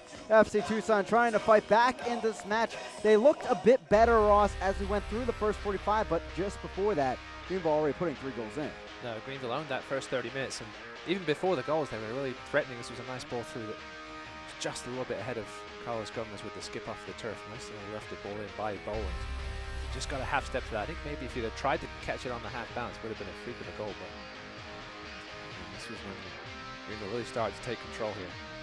A good chance from the outside. Klaus slicing into that, but just wide of the left post. You want that one back. You should have put that on target. But speaking of on target, Carlos Gomez here, foreshadowing something to come in the next few moments. And Cameron Saul has had a hand in both Gomez goals with his shooting ability, all power, and stopped by Batista, but the second goal of it. Carlos Gomez, 3rd of the season. yeah, it was his nice turn that started that play, and it was an unlucky bounce in the end off Batista. Gomez was just first one to react to it. Not the first time this season he's done that. This one was just an awful mistake on Lorenzo. Yeah, the brace would come for Gomez as his punch hits off Batista and Gomez, and it falls free for a brace for Carlos Gomez, his 4th of the season. Yeah, we said at the time, when the ball goes that high, you can come up and grab that rather than trying to punch it. Whether that was a PK or not, we couldn't really tell from that angle, but you stick your foot in anywhere in the box like that and the flag goes down, the chance is going to get called. Now Morgan stuck it away. Averted the second PK of the season for Greenville, and here's Saul cutting it back and nearly finding another chance, but gets stuck on his own foot right there. Watch his right foot there here when he cuts back. The sliding defender, Batista, caught Saul's right foot, and that almost could have definitely been a penalty. And the stats, a stark comparison of this first 45. No shots on target for Tucson, 5 shots overall, but Greenville so many chances in the first 45. Yeah, 10 shots. That's exactly what John Hartz would love to see from his team, missing their centers forward. Only 1 yellow card in the first half, as it was to Karsten Hanlon on descent after that PK. We're getting set to go here from Legacy Early College, as it's Cameron Saul standing over the ball. A dream start for John Harkes and his side, trying to hold on to 3rd place. It'll be a huge 4-point gap if they're able to get a win today. And we're off and running second half. Walker down the right flank, headed on by Donnelly, but it will start with FC Tucson. Already we're seeing a substitution as Bergen will make way for Guillermo Delgado, the former All-American at the University of Delaware, 3 goals this season, and a very offensive switch here for Darren Sawatsky. Yep, had to respond, and I was taking a look at some of the stats at last time. Since Devin Vega's departure, FC Tucson have really struggled to score. In the last 7 matches, they've only scored more than 1 goal once, and that was against OCB. So they've really struggled offensively since his departure. Delgado has been firing from day 1 of League One, but just that, it was really the battle against Orlando City B to open their League One account that made him a known commodity here in League One with 2 goals at Montverde Academy, but since then has not seen too much production, as he has, of course, 3 goals and 1 assist, as I mentioned, this season in his 19 appearances, but met Sawatsky in 2015 with the Seattle Sounders U23 squad as well in USL League One, really a common theme among many of these players. And Darren Sawatsky's travels across the youth development sector of Major League Soccer, and earlier this season telling me that really that's something promising he sees in the Phoenix Rising organization headed down the line, something really coming through very well in a soccer development area of Arizona, an area that he says really is untapped but has great promise. And you talk about the likes of even Real Salt Lake having an academy system there as well. Yeah, listen, anywhere you can play soccer 365 days a year. I know it obviously gets hot in Arizona, but yeah, it does cool down quite a bit at night, and there's nothing, no freezing temperatures or anything there except right in the dead of winter at night. Batista takes a bit of a foul, but play an advantage. Yeah, awkward plant there with his right foot, as advantage was played by our head official. As we saw earlier in the season, Madison is not somewhere you can play 365 days of the year. Ball sent in. Jones, a quick turn, stopped by Lee. Again, right into the arms of Dallas J. It's a stop on the first shot on target for Tucson tonight. Yeah, listen, the boys in black and silver don't have anything to lose here. They're pushing 4 bodies forwards into the box there, and that was a key block by Evan Lee. And nice strike in the end there by Zach Wright, but right at Dallas J. First save of the day for Dallas J. That is number Now 38 on the season as we head back the other way with FC Tucson. Hanlon, even Wheeler Amanu stepping up the field a bit more here in the second half, met by Bolin. Darren Sawatsky did say in the week that he was going to throw everything at this game, and didn't look like in that first 30 minutes. But now with their substitution and just throwing bodies forward at will, they really have nothing to lose. We said whether they lose this game 3-0 or 6-0, they need a point at least out of it. The team still below the pack, 2 points beyond that 33-point pack. Madison currently has their heads above just by tiebreakers for that 4th position. But you speak of Greenville as well. They're in 3rd place, but by a point. 3 points would be massive for a gap between them and the playoff line. Yeah, no doubt from both these teams. There'll be plenty of scoreboard watching tomorrow. A couple of key wins from some of the teams above Tucson could really put a dent in their hopes. A couple great matchups, Madison, Richmond, 2 teams battling for the playoffs. Lansing trying to solidify their number 2 spot, trying to host a playoff semifinal, of course, battling Chattanooga. And Chattanooga, after that match, they've, as we mentioned, a half 3 at home, all against teams in the bottom 3 in League One. A great opportunity for the Red Wolves. Going back to the Tucson offense, I know we mentioned him earlier, but another big loss for them was Jamal Cox. Veteran presence on this team, very creative in that midfield. Definitely missing him tonight. Foul called on Kevin Paulitz, the former New York Red Bull 2 player, as it's a free kick for FC Tucson.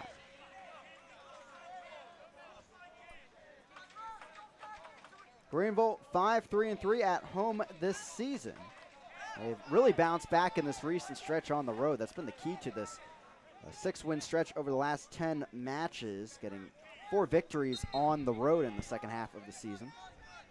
Tucson has 3 wins of their own on the road. They're trying to get back into this game. They have 4 draws on the road this season as Jay picks that out of the crowd. Back the other way, long run. Here's Carlos Gomez. He's looking for a hat trick maybe in the second half. A few bodies back there for FC Tucson, though. Here's Delgado. Former Chicago Fire draft pick. Back all the way, a trickling ball to Dallas J, former Phoenix Rising keeper. I think he'll be pretty happy with how his former team's been playing over the last few months. Dallas J, in fact, seeing some time with FC Tucson in USL League 2 during his college days. And this FC Tucson squad so strong in League 2 over the years. They won their division in 4 of the last 5 seasons. Were Western Conference finalists in 4 of the last 5 years as well. Deflected away by Paulitz. And over to Jones. Ball whipped in. Dangerous one. Jay off his line, punches it away. And a foul is called on Wright. Has been very active in the second half. A bit harsh on Zach Wright there. Dallas J came out, had to sort of punch over him. I don't really think he went through him, but referees often give the goalkeepers the benefit of the doubt, and Dallas J definitely got it there. 52nd minute, 3-0 to Greenville. All 3 goals, if you're just joining us, coming in the first half. Let's take another look here on this dangerous ball. Yeah, Wright had position. He was going away from goal, and Dallas J sort of punched right through him. Debatable there.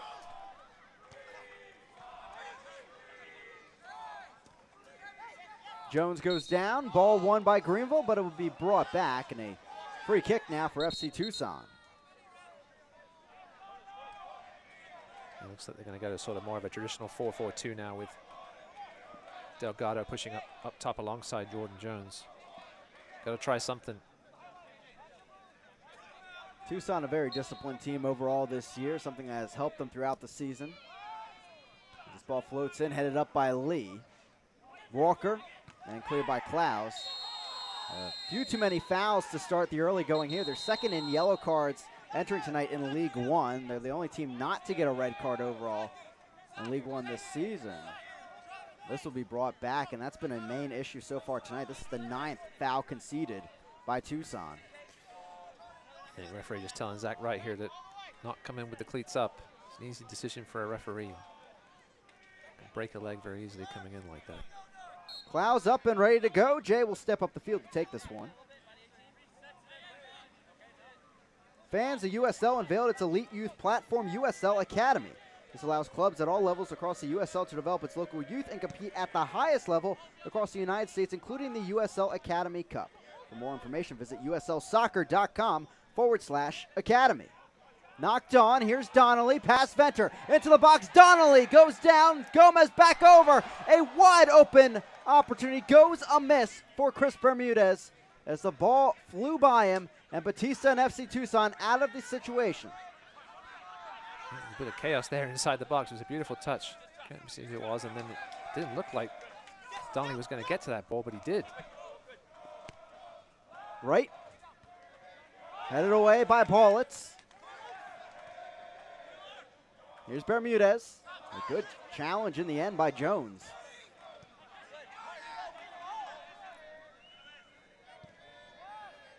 Whipped in off the forehead of Jones. He saw Paulitz coming and leaned back a bit. That caused that settle to go amiss, really. I'm not sure if Jordan Jones expected that to go through. Take another look at that one. Yeah, didn't look like there was a key tackle there at the end, though, by Tyrone. Knocked that ball away from Donnelly. Saul brings the ball down. Amanu threw ball down the left flank.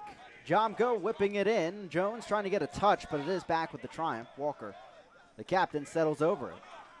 Batista.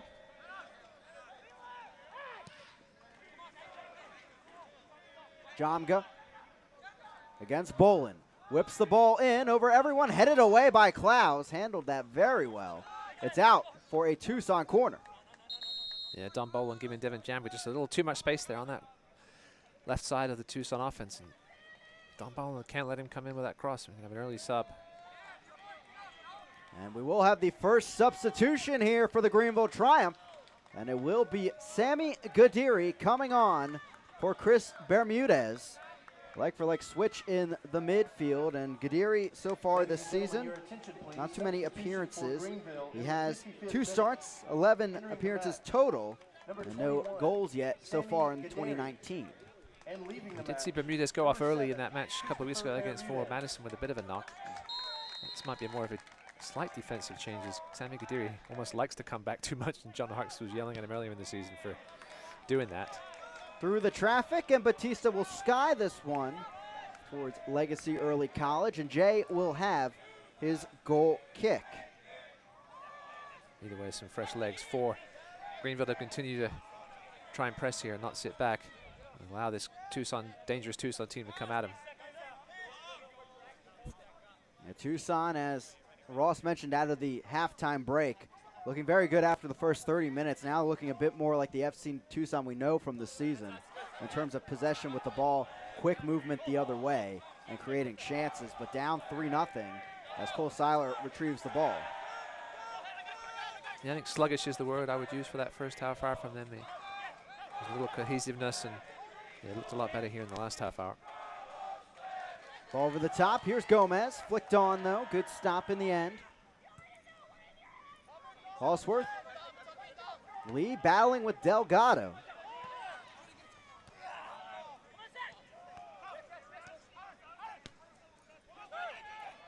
Here's Donnelly. Again, his 3rd start overall for Greenville. Left side now. That's where Cole Seiler is.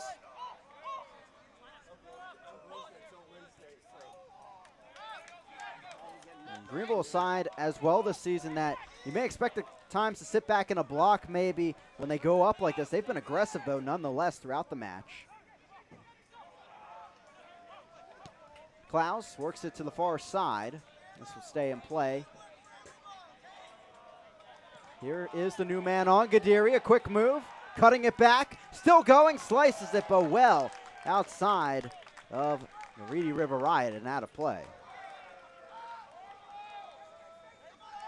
Trying to maybe do his best imitation of Chris Bermudez, who he replaced in the match. Yeah, Sammy Gadiri's found himself, I think he started the first match of the season, but has found himself mostly used off the bench since then. But if he can do what John Harkes tells him to do tonight. I also have Edmundo Robinson, an offensive option off the bench, Travis Ward. But obviously very short-handed tonight in that dugout. Ball past Venter, but there's Morancio just keeping it inside the box. Mediri spending time in USL League 2 last season, the Boca Raton native at 22 years old. And John Harkes, the defensive mindset leading his team into this 2019 campaign, said the offense would come as they got the chemistry down. Indeed it did after some struggles to start the year. And it has obviously tonight with 3 goals on the board.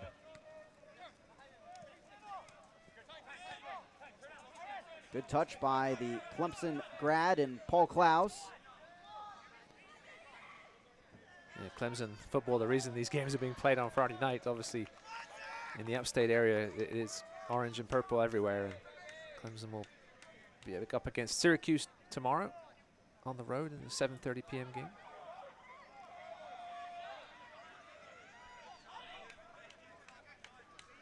Donnelly settles it to the far side. Lee stepping up. Walker takes it back, but intercepted, and a good break on the chance for FC Tucson. Good bit of numbers back, though, in the white kit.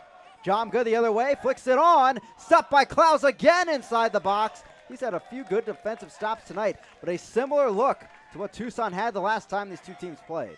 Yeah, we don't see Evan Lee foraging forward too much like that, and that was a great defensive effort by Paul Klaus to help his teammate out and chase back. Key touch there. Delgado was waiting at that far post. Settles into the arms of Dallas J. Headed on by Gadiri. Miscommunication, though. It's back with Batista.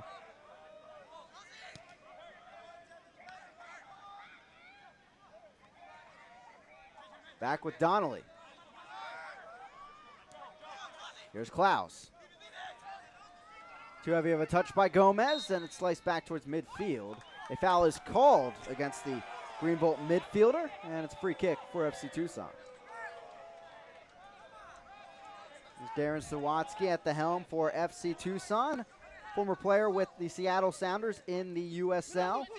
22 goals and 67 appearances, and a University of Portland graduate before really spending most of his time as the youth development director with the Seattle Sounders, producing the likes of Jordan Morris, DeAndre Yedlin.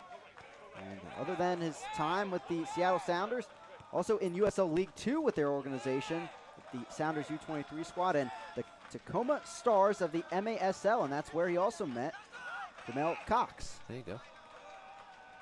Yeah, Jamel Cox, a very good indoor player back in his day.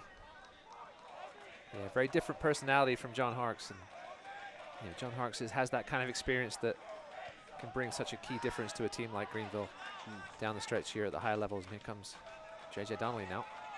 Donnelly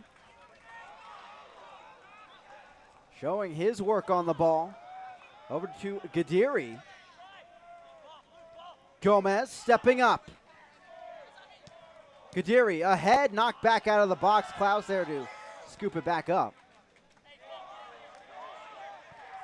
Low one sent in, deflected out of play, and Donnelly wins a corner kick with that play. He's still kind of slow to get up and keep moving down the field after that contact on that potential foul as he walks towards the box on that far side. And Sammy Gadiri will take his time coming over for this one. Minute 62, a brace by Carlos Gomez and a PK on top. Drawn by Donnelly, finished off by Walker. Gadiri whips the ball in over everyone, though. Seiler will have to go hunting for this one. He'll take it in. Barely staying in play. Lofted in. Here's Paulitz. Gadiri, the sub on once more.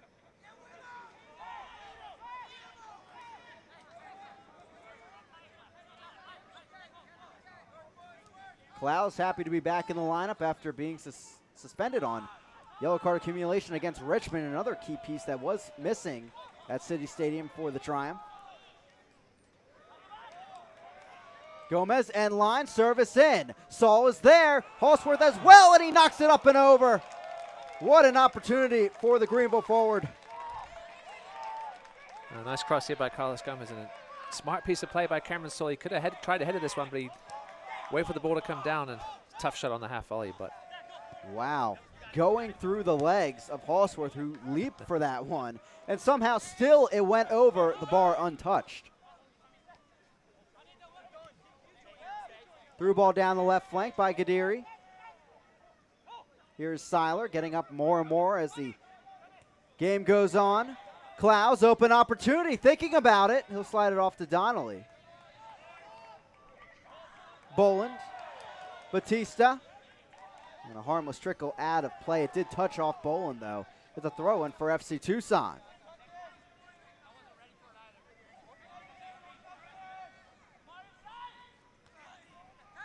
Headed up to Walker.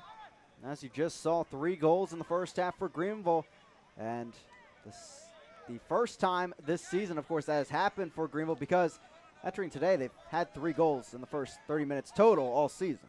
yeah, only had 21 goals coming in. Obviously, really struggled early on. But as you mentioned earlier, Chris, John Harks told us it was coming and told his team it was coming, and had faith that first-year team would come together and gel, and the chances would be there, and they have done. And now find themselves up 3-0 here in a key matchup. Here comes Tucson. Here comes Delgado.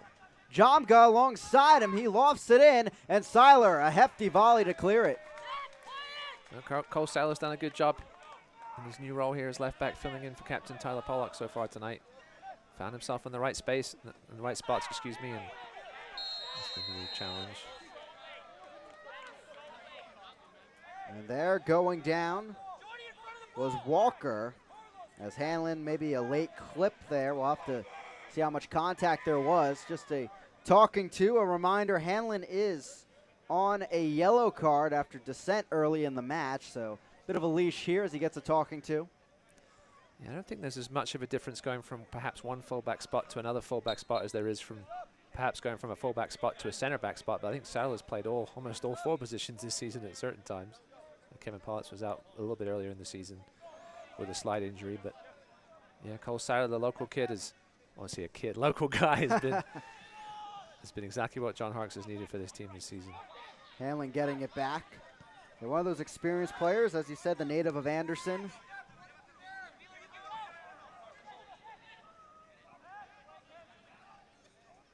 Delgado getting through the traffic, but not many options.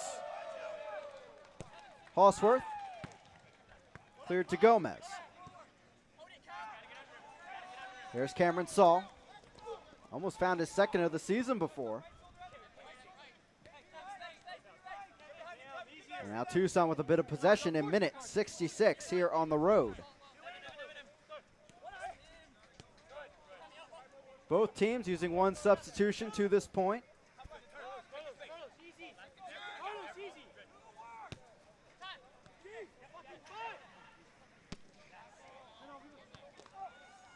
Going down, Wheeler Aminu, and he will draw the foul against Gomez, and a talking to at the least for the Spanish midfielder. I thought Gomez had position on that one. It's not the second time he's had his head in his hands over the last 5 minutes and discussed it as the call. I thought he had body position on Wheeler Aminu, but Mr. Encarnacion had different thoughts. Take another look at it. Yeah, perhaps cut across him. That replay. And all about that first touch as well. Wheeler Aminu got there first in the end. It is a free kick for FC Tucson. 1-man wall for Greenville here in minute 67. Hanlon sweeps it in there. And they tried to work the offside trap. And Seiler still wants it despite Jay bringing it in. But nonetheless, it will be a kick downfield by Jay. We haven't seen that too much this season from Greenville, but it worked perfectly there. This will be brought back as we have a stoppage in play. And it will be a substitution as Hanlon comes off for now Colin Stripling coming on. The native of Scotch Plains, New Jersey, the Monmouth graduate. Ladies and gentlemen, your attention, please. 7 appearances this season. In the 68th minute. Entering the match is number 14, Colin Stripling, and leaving the match, number 17, Karsten Hanlon. Yeah, pretty much a straight like-for-like substitution there at the defensive midfield spot. Stripling, remember the first meeting of this matchup had a rather poor giveaway to Gomez that led to the first goal. He played pretty well after that, though. Klaus scooping it to the far side, and yes, if you had your money on playing with Sounders U23, yes, he did, and that's how he knows Darren Sawatsky with the Sounders organization. There's Klaus. Klaus thought about it, cuts back over, met by a few defenders, still alive off of Venter, and this will sail out of play. Another corner kick for Greenville. Good footwork there by Carlos Gomez to set up Paul Klaus. He thought about it with his left foot, but then decided he wanted it on his stronger right, and by that time, the chance had gone, but he earned himself a corner. Gadiri back out there to take it. Fourth corner for Greenville in this match. Ball swept in. There is Seiler, knocks it down. Donnelly, quick turn. There was a foul, though. It's brought back as Seiler is called for it. Yeah, he took a bit of a slight shove there on Zach Wright. Gave him that open space to get that head on the ball. Morantia looking for a quick restart. Fans, you can continue to enjoy the USL on ESPN through the 2022 season. The USL is excited to announce that the championship and League One will remain with the leader in sports for 3 more years. ESPN Plus will continue to be the home of all things USL, and at least 19 games a year will be featured on the ESPN family of networks, including 9 games on ESPN Deportes. Continue to follow, support, and watch your club on ESPN and ESPN Plus. Of course, 3 more matches coming for you on ESPN Plus tomorrow in League One, as it starts with Lansing and Chattanooga doing battle. Chattanooga trying to get a win of their own to get a bit of breathing room above the pack, as Lansing will, of course, look to solidify things at Cooley Law School Stadium, as they are clear front runners for the second spot. Richmond and Madison, third time they're meeting in just about 2 months, as Richmond coming off of that 1-0 victory over Greenville, trying to stay in the playoff hunt. And Tormenta and North Texas, what we thought was maybe a final preview earlier this season, now Tormenta just trying to fight to get into the playoffs, as North Texas trying to clinch home field advantage. Seiler, ball in, open opportunity, but Batista is there, as it was just in front of Saul. Sub coming on for Greenville. We're hearing the day is done for Dominic Boland, as it will be Troy momentarily coming on. A defensive switch, like for like, if it is for Boland out there. Yeah, good to see Ryong Choi getting some action. He's been in this squad for the whole season. Hasn't seen the field too much, but got a good 20 minutes in here. Gomez now will take the corner kick, then they'll have the sub. And Greenville will be very interested in that Lansing-Chattanooga match. Greenville only 5 points behind Lansing if they can hang on here for the win, and with a game in hand for Greenville. So if they win that game in hand, only 2 points behind Lansing. So second place is not secure just yet, and you know Greenville would love to have a home semi-final if they could. And potential with some easier games down the stretch. I say there's no easy games in this league by any means. TFC 2, 3-2 win, staying in the playoff hunt earlier today, as Gomez lofts this in. Past Seiler, another foul on the former Sacramento player. Getting a little frustrated, I think, perhaps at himself for just trying to push off too much, and here comes the substitution now. There is Ryung Choi, the High Point, North Carolina native. Spent last summer with North Carolina FC U23 in USL League 2, 14 appearances. This is 4th time on the field here in 2019 for Greenville.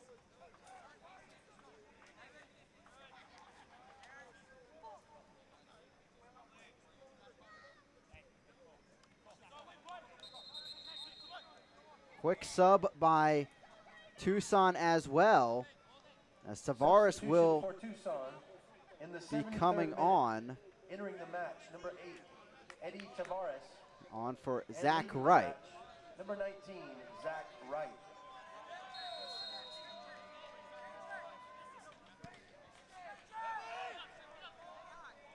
Eddie Tavares, key forward out there at times this season. Spending last year with the Tulsa Roughnecks of the USL Championship, 3 goals, 2 assists.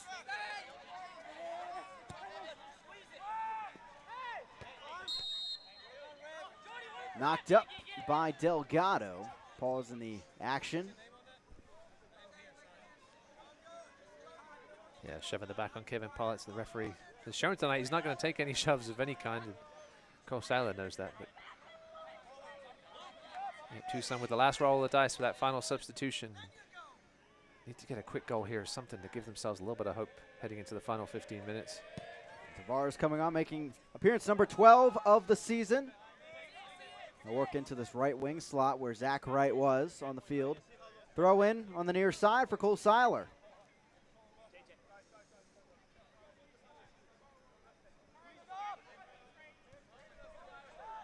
Through there, past the legs of Batista. Here's Gadiri on a quick turn. He'll win a corner. Lamar Batista at times tonight has looked a little out of sorts. Trying to find his feet. He did make a key challenge a couple of minutes ago, but been left us exposed a little at times, and not sure if he's at full strength. Corner for Greenville. Here's Gadiri on the left side, corner flag.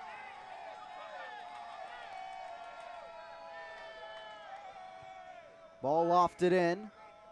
Seiler couldn't get enough air on that one, and Batista clears it downfield as far as the captain Walker. See that, or he's out of gas. That was a very tired pass there. I'm not sure who that was intended for. Knocked up by Donnelly. Gadiri, the volley through the traffic, up and in. No offsides. The flag was up, and you could see Saul was a few steps, to say the least, off the line.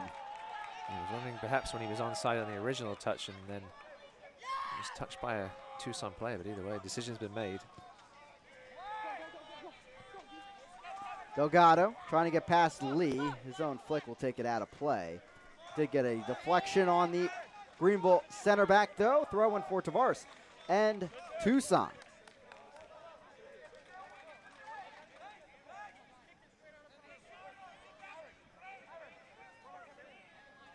If Greenville's able to hold on to this 3-0 lead, not only in terms of points does this help them, but we talked about it. Second tiebreaker is goal differential. That's a huge markup there, helping them in the table. Yep, up to now +9 on the season. Actually, Tucson drops down to -2. It also gives them the edge in the wins. 2 wins now more than Madison. Excuse me, 2 wins more than Tormenta and Chattanooga, as well as FC Tucson. That is the first tiebreaker, is wins. In second place, not out of reach for Greenville. No, puts this result, if it stands, puts a lot of pressure on Lansing Ignite. Yeah, that Lansing Ignite home pitch is not for everybody. That's for sure. Well, neither is this turf here at Legacy Early, though. We've heard some opposing coaches not particularly liking it, but both teams are going to play on it.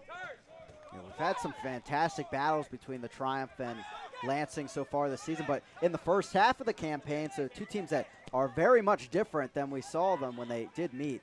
The second match of the season, first ever home match for Greenville, was between the 2, and also the other 2 matches between the 2 1-1 draws, very even battles, so it would be a fun one to think about down the line. But Tucson trying to have their say to get into the playoffs, of course, as they will try to make the miraculous comeback here with about 14 minutes plus stoppage time remaining. This ball lofted downfield out of play, and it's back to the Triumph. One of the things Greenville has done very well tonight is completely shut down Devin Jamger, especially since that first 20 minutes. He had a couple of touches, but you've already mentioned his name, Chris. Exactly. You mentioned it before, really locking him down as Saul will launch this out of play for a Tucson goal kick. And he's been quiet. At times he's gotten around Bolin in the second half in 1v1, but not to the really prowess that we saw him in the first matchup between these 2. He was just darting downfield and really deserving of that Player of the Week honor back a few months ago.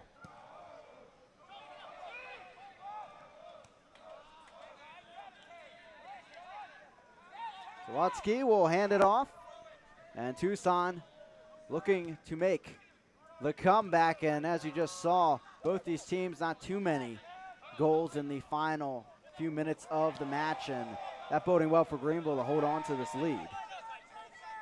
Would be clean sheet number 13 on the season, a league leading number, that is.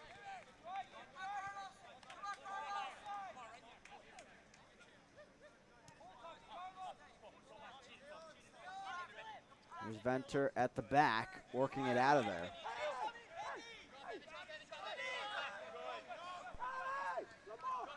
And for Tucson, a really tough stretch. They were 4 unbeaten, 2-0-2 before that loss to Lansing 5-0 last week, where they faced one of the top 2 offenses in all of League One. But then Greenville today, a team that has struggled this season with goals in the first half, a little bit better in the second half. They're giving up 3 here, so 8 in the last maybe what could be 180 minutes, really. A tough spot for Darren Sawatsky and his side. As we mentioned earlier as well, they're not scoring goals. I'm not sure what the situation was with Devin Vega, but this is a guy that was on, up with Phoenix Rising and looking to potentially play a future in their lineup. Got sent down to Tucson and is now without a job. Ball lofted in. Wheeler Amanu back in. Delgado there, but a good touch by Paulitz, helping it along. Listen, Kevin Paulitz has quietly been one of the best center backs in League One this season. He doesn't do much to get heralded, especially going forward, but that's a key stop there. Ball launched in. There's Paulitz again, heading it away. Wheeler Amanu, near side, over to Tavares. Outside, striking it, but out of play off of Seiler. It's a corner kick for Tucson. That'll be number 5 for the away side. And it will be Greenville with another substitution, a straight switch, as Travis Ward will come on for Cameron Saul. Ladies and gentlemen, your attention, please. Yeah, Cameron Saul's worked hard tonight. In the 80th minute. A couple of early chances. Number 88, Travis Ward. Done his job tonight. Leaving the pitch. Number 11. Sure would be a happy man walking off this field with a 3-0 lead. With just over 10 minutes to go. And Cameron Saul not going to get any assists tonight in the stat book, but pseudo assists with those shots deflecting back on the rebound to Gomez and his brace. Travis Ward comes on, 1 goal this season. That came at Lansing, actually.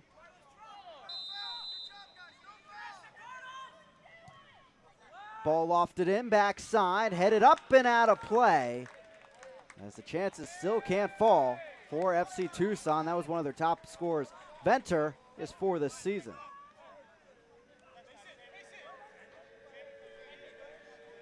And Dallas J here in the minute 81, taking his time to drive us downfield.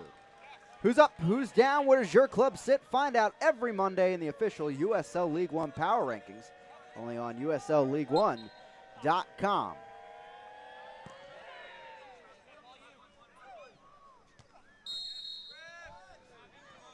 Back the other way as it's to FC Tucson and also at USLLeague1.com. Make sure for the past few weeks at least, and obviously into the playoffs, we'll be able to check out at the website the playoff odds for each team and a brief summary of what they really need to do.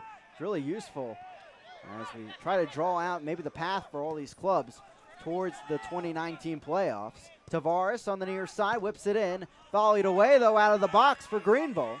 Here comes Donnelly, upended as he cut back his run, and a yellow card is shown to Tarun. Tarun telling the referee with his face there. Looked like a foul to me. I'm not sure what the Tucson players are so upset about. Ladies and gentlemen, your attention, please. A caution has been issued by Donnelly really has been drawing the fouls here tonight. Jose Tarun. And he does so once again to burn some time for Greenville. Another look as they tried to run the other way, did Greenville. Yeah, I mean, they're claiming he got the ball, perhaps. Certainly, that's what he's claiming, I think. But definitely went through J.J. Donnelly before he got to the ball. Referee had a great view of it. I feel like it would have been a clean tackle if Donnelly didn't cut back, but the awareness from the Campbell forward to do so, and he drew the foul last second, and, of course, the card.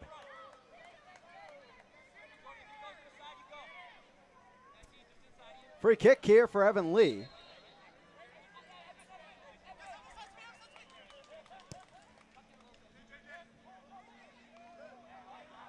Knocked on, out of play, and it's back to FC Tucson just like that. Greenville will be the 3rd team to get to double digits. Only one win behind Lansing. That game in hand. One positive for Tucson beyond this result. And they head back home, of course, for 4 matches to end the season. If there's a way to start a run, it is certainly that. Try to put maybe this result and the Lansing one behind you and build forward towards the playoffs. You said 3 of those 4 games against teams currently sitting in playoff positions, though. It's not going to be easy. Lofted in, Wheeler Amanu there. Tavares, the header on. Seiler there as well. So is Jones trying to spin, but knocked out of the way by the Anderson, South Carolina native. And it's driven downfield on the near side. Yeah, Evan Lee did a good job there, standing in ground and not letting the turn happen. Not poking that foot out and risking a penalty. Yeah, just Richmond, their next match Saturday night, 10:30 Eastern time, 7:30 Mountain time for Tucson, is below the playoff line. And if it comes down to it, the final day, it might depend on what North Texas decides to do. If they do lock up home field advantage, the card will be shown. And it looks like to Donnelly, there is a yellow out of the pocket on that challenge.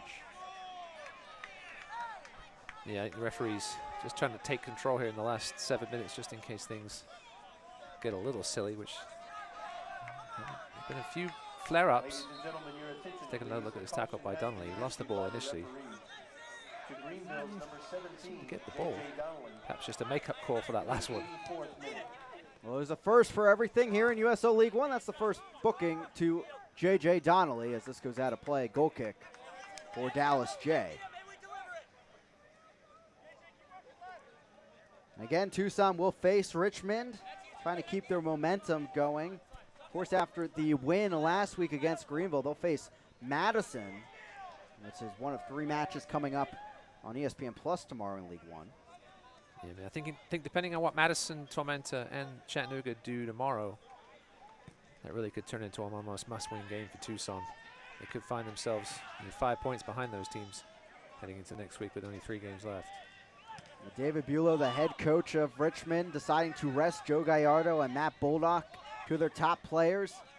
On the trip to North Texas on Tuesday, they lost 4-0. And right back at home for their Fortress and City Stadium, and one of the best atmospheres with the Red Army.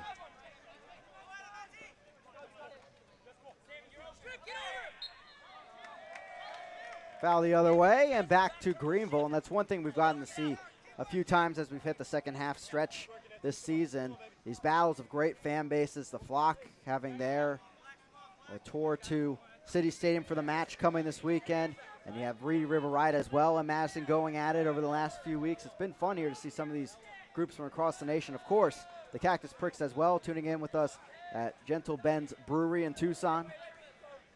Yeah, listen, I was up in Madison a couple of weeks ago for that game against Greenville, and great bunch of fans. That was a Wednesday night game, and they set a League of Tennis record on a Wednesday night, and great bunch of guys to be around at the pregame bar, and they love their soccer up there. There's no doubt about it. Yeah, what the Flock and Madison, Wisconsin are doing is quite remarkable.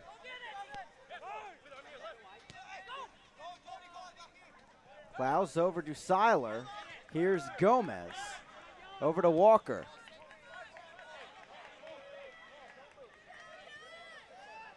Ward.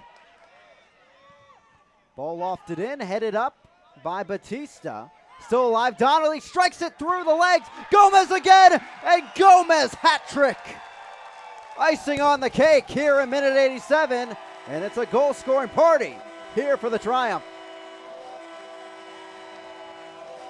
Good for Carlos Gomez. The pressure was definitely on him coming into this match with the injuries to Jake Keegan and Max Hemmings, and Spaniard has stepped up in fine style.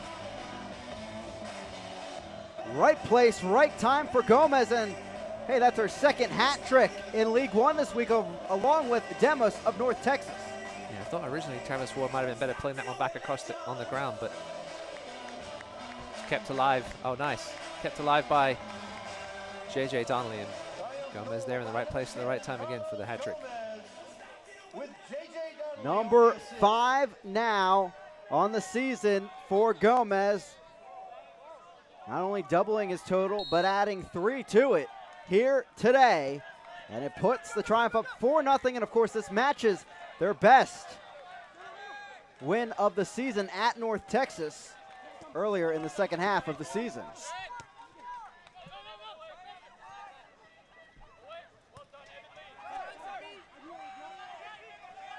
There's Gadiri. And Back over to Walker as the Triumph try to seal this one up for clean sheet number 13 on the season.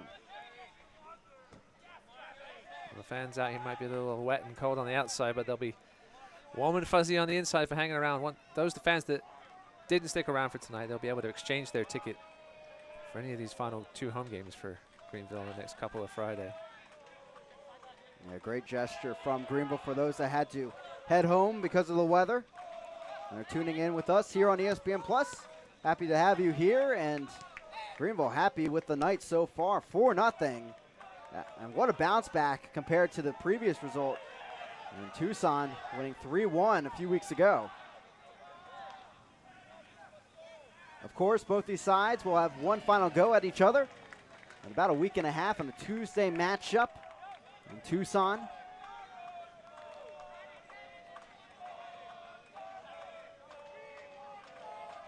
Of course, the best offensive output at home this season for Greenville. And as Gomez heads to the bench, jersey of his teammate Max Hemmings, unfortunately injured for the season in the loss to Richmond last week. And a great showing there, and that shows the chemistry, the camaraderie of this Greenville group. Yeah, that shows what this team is all about. A very close-knit group coming together in their first year in existence. And yeah, they'll be out there to do their best work for those 2 injured gentlemen.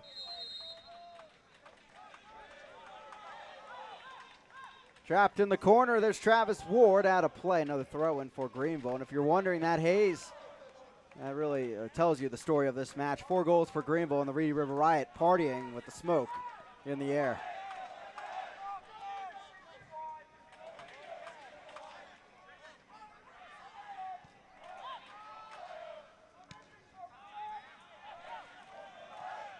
Gadiri.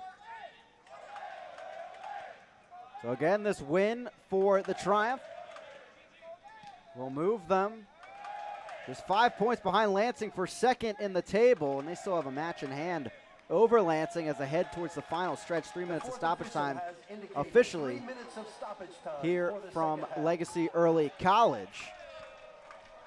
For Tucson still, they'll be at 31 points entering their final 4 games, all at home, and 2 points behind the pack, battling for 4th currently.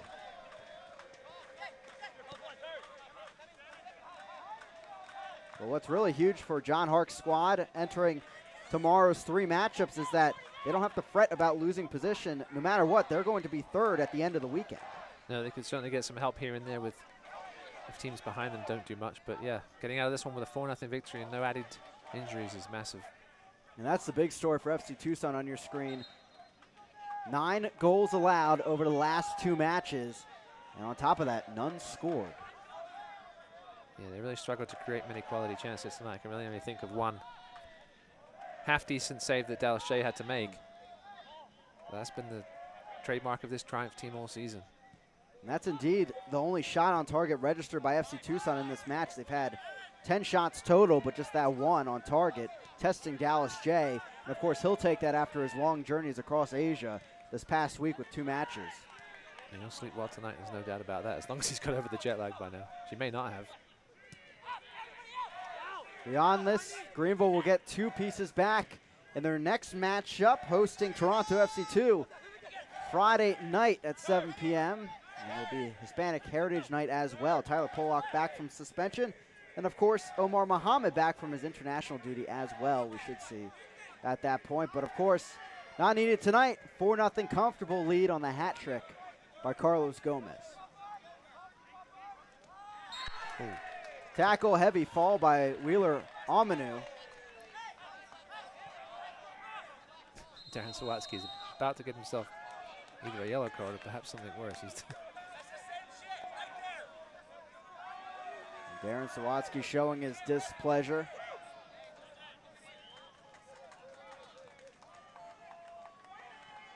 Just a talking to on the far side, no cards shown.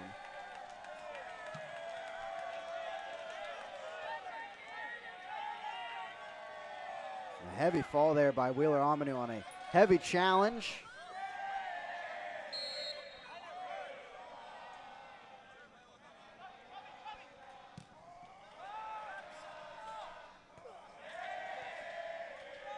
Headed up and out of play. It's a throw in here for FC Tucson, trying to steal one goal here before their trip back to Tucson.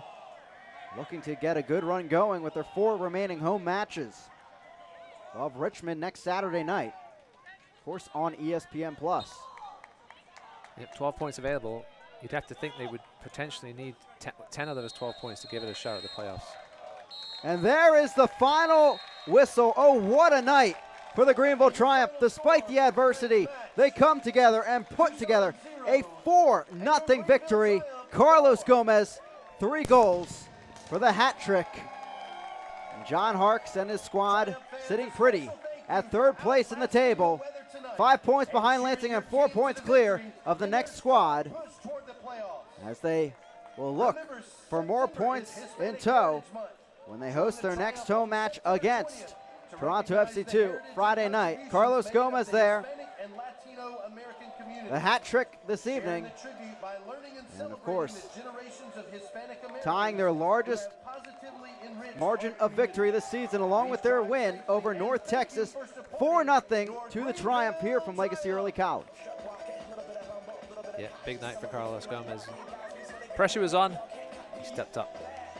Coming up, of course, here from Legacy Early College, we'll have full-time highlights and stats, taking a look at what Greenville was able to do tonight. A huge win in the playoff race, and for FC Tucson, back to the drawing board as they fall 4-0, 9 goals allowed in their last 2 matches.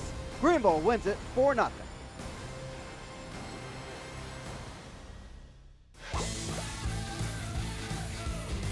Join Finn's Top Wash Club for unlimited monthly washes at one low price. Finn's Car Wash, proudly created by AAA. Play will continue. Keegan back across, it's in! Greenville on the board at home, it's 1-1. So with all the games and the trainings that we have in this lovely South Carolina weather, recovery is obviously very important for us in order to be able to perform on the weekends.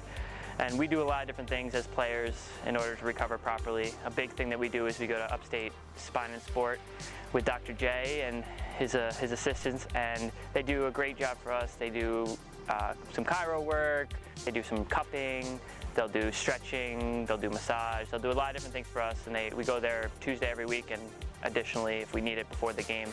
And I think it's great for us in order to kind of get through the week of training, because it can be difficult. We push ourselves hard, and then to be rested and ready to go by the weekend.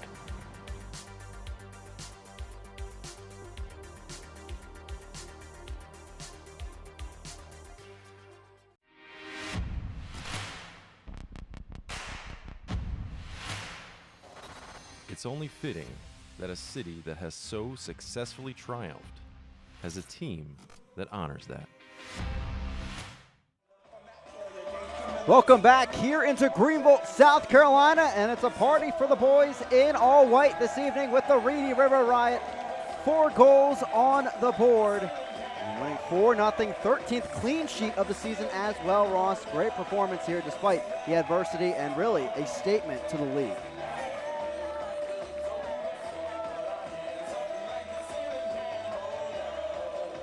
$4-0 to the Triumph as they celebrate here at Legacy Early College.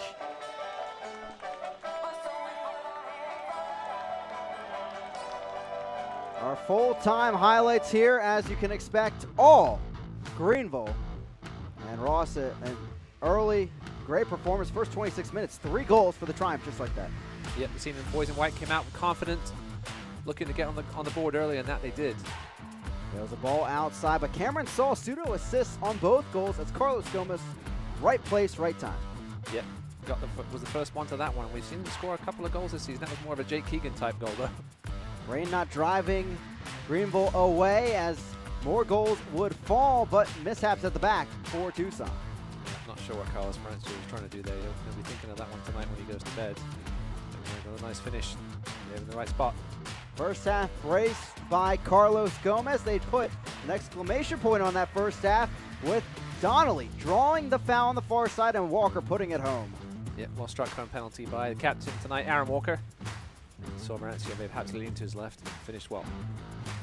Service to the outside by Walker. The onslaught would continue as the match went on. Ward here, service in, and again, awkward bounce at the back for Tucson.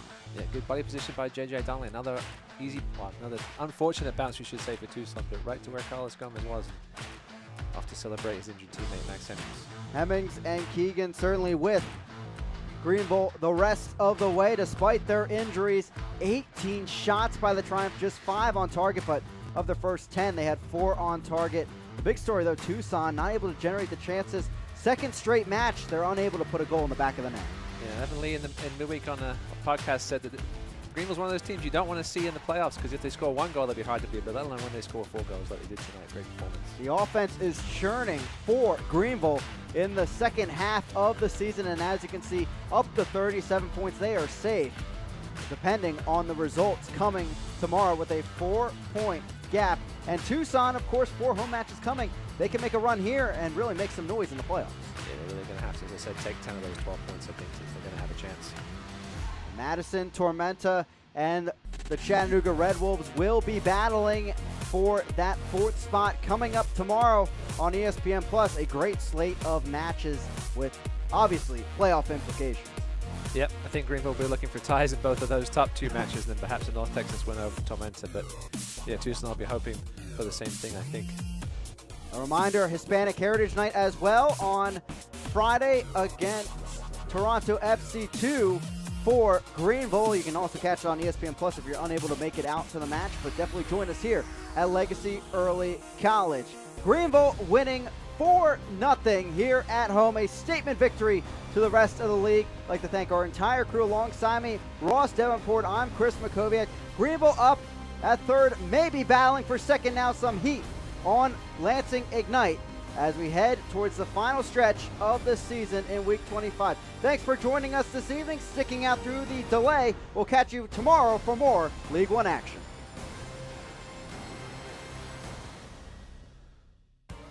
This copyrighted telecast of the United Soccer League League One cannot be retransmitted, rebroadcast, or reproduced without the expressed written consent of the United Soccer League League One.